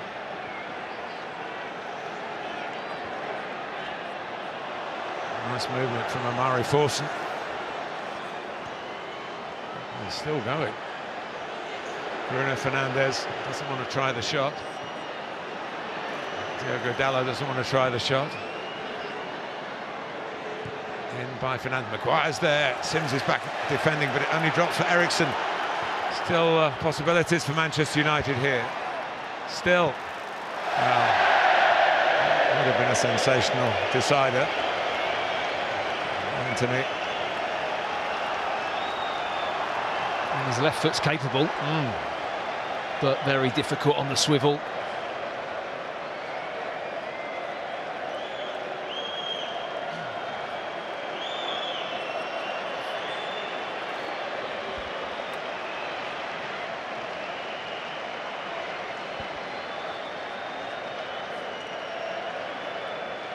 Well, Bradley Collins might be fancying being the hero of the penalty shootout. Not in a great rush, is he? He's doing an Onana. Yes, without the booking. It's a pretty decent dead ball kick as well. No, Haji Wright couldn't make contact with it. What's the board going to show? In other words, how long are we away from penalties?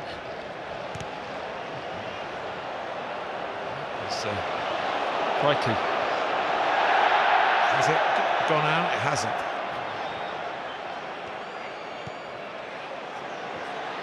Yeah, I was sure he couldn't pick it up. Eriksen. Maguire. Foul by Torp. So we're heading towards finding out officially how much added time there is to the extra half an hour. There's Maguire. It's a bit of a catch-weight contest with Van Eyck, and he's given it away. He deserves better than that if that leads to a goal here. He played superbly, the Dutchman. De Silva was nippy, and here's Wright. Well, we're nearly done. As far as the orthodox football is concerned, but there's still time for Coventry. With O'Hare and Haji Wright, the flag has stayed down here. This is going to be sensational. Oh! It is. It's Torp with the touch. That means delirium for Coventry City. Virtually the last kick from 3-0 down to 4-3 up. Disbelief.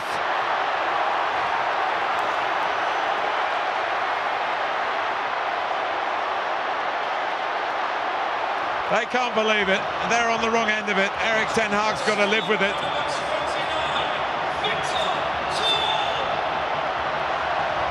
The great Dane of Coventry, the new Dane, arrived in January. I mean, look at that position of Aaron Wan-Bissaka on there. He's so deep. He's the one playing right on. The whole of the Manchester United back four feel that it's offside, but how he gets his head up there, picks out the pass, and lovely finish from Thorpe. Just gets enough of a steer on the ball with the instep of his right boot to guide that into the bottom corner. And I cannot believe the football match I'm witnessing here. What an incredible game this has been. What a privilege it's been to be here. And what a win this is going to be for Coventry City. I think we are waiting on the check for offside. I mean, it does look tight, but Wan-Bissaka's so deep, isn't he? This is lines being drawn as we speak. This just adds to the drama. I mean, it's hard to tell from that angle, isn't it? I must say, my first instinct was that it could be offside when Wright got the ball. What a big call. Perhaps the biggest call that VAR has had to make. Oh, it's no goal. It's no goal. It's offside. Look how tight that is. And Victor Thorpe has one of the moments of FA Cup history ruled out. Goodness me. We are going to go to penalties.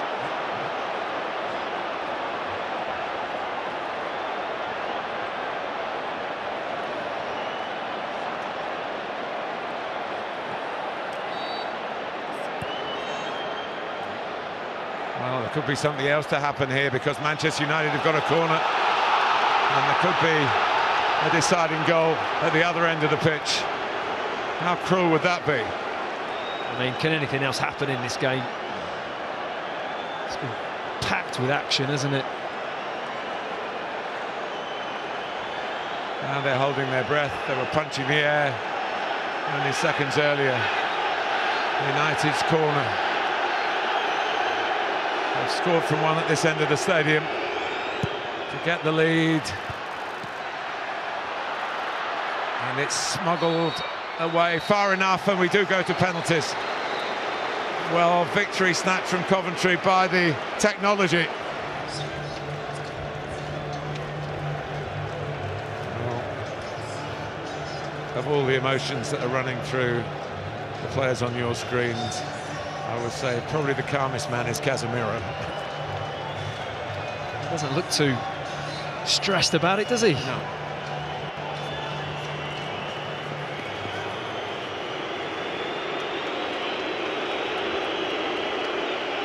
So, if you like, Champions League against Championship, and he's missed it, a save. It was an attempt to Panenka it, and Collins kept it out. First blood to Coventry City. Well, he looked relaxed, and the penalty was relaxed, and I'm not too sure at all what he's thinking. Yes, it was a Panenka, but it was pretty low, and he was a little bit to the side anyway. Really brave, bold move from Collins to read it. Shocking start for Manchester United.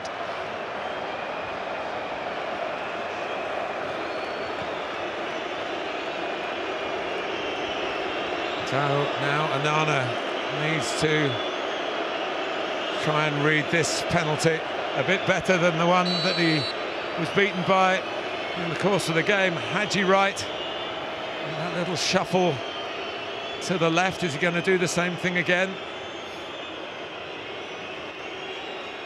There it is, and here it goes, and he blasts it in. Well, Onana going that side where he slotted it last time, but he powers it into the corner. Really good penalty, actually. I must have caught him on a bad night at Southampton. Yeah, I think so. From what I've seen, he's been cool as in front of goal from the penalty spot, Martin. Well, I did mention that Diogo Dalot took one in the semi-final shootout against Brighton. It was at the other end of the stadium, actually. But he scored, and he steps up again and steps forward again.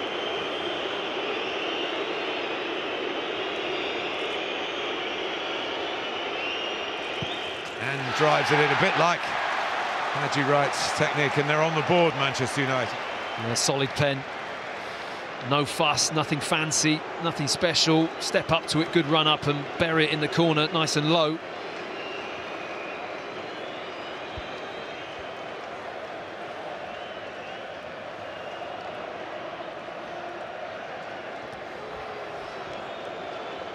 Well, it's the player who had the goal disallowed, Victor Torp.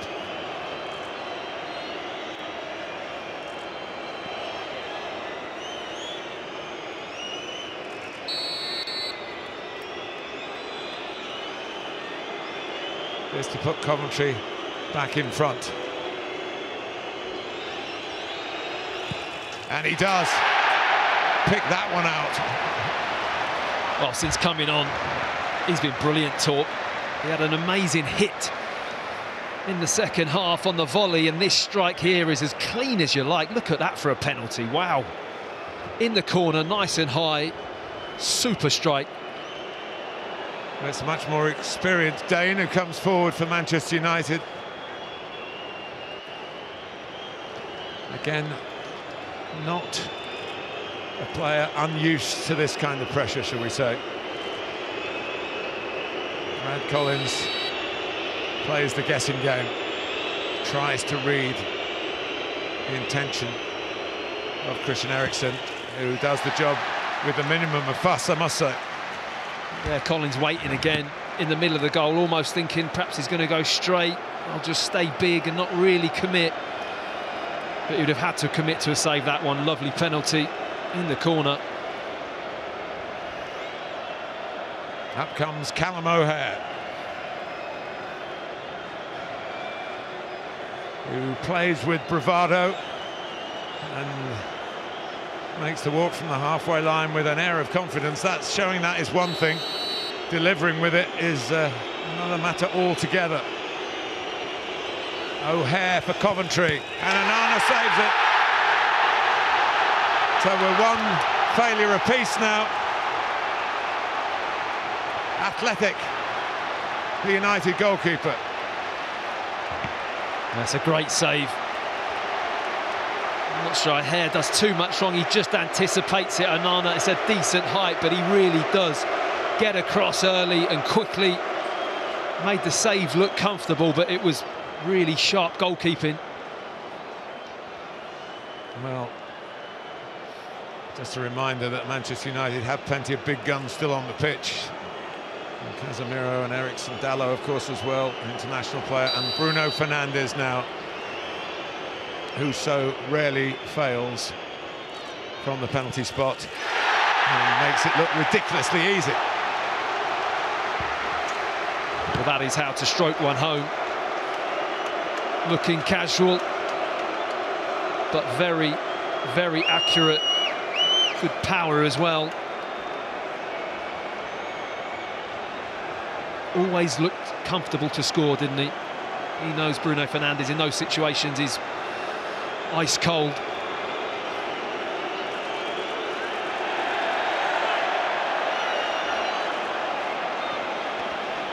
Well, Onana, of course, the yellow card's in the shootout. He's already got one in the match, but we saw that with Emi Martinez in the week. So it's Ben Sheaf.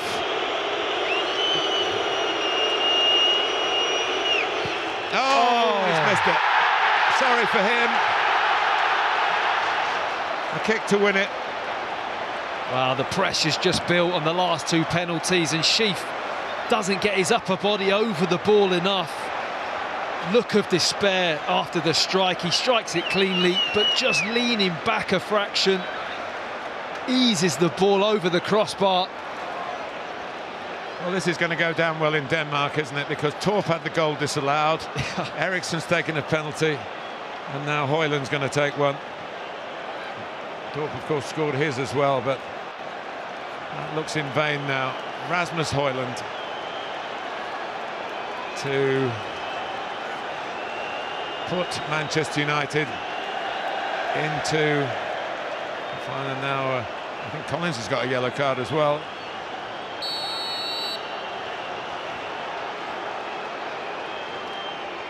This can win it, and it does. And United will play City. It's a Manchester FA Cup final again for the second season in a row, but they've had to do it the hard way. Some would say they've been a bit fortunate to do it the way it's happened. The technology, which is part of the game, we have to accept that, stopped Eric Ten Hag's team from being beaten with the very last touch of extra time. But the shootout now has gone Manchester United's way. After a wonderful game, United win 4-2 on penalties after the 3-3 draw.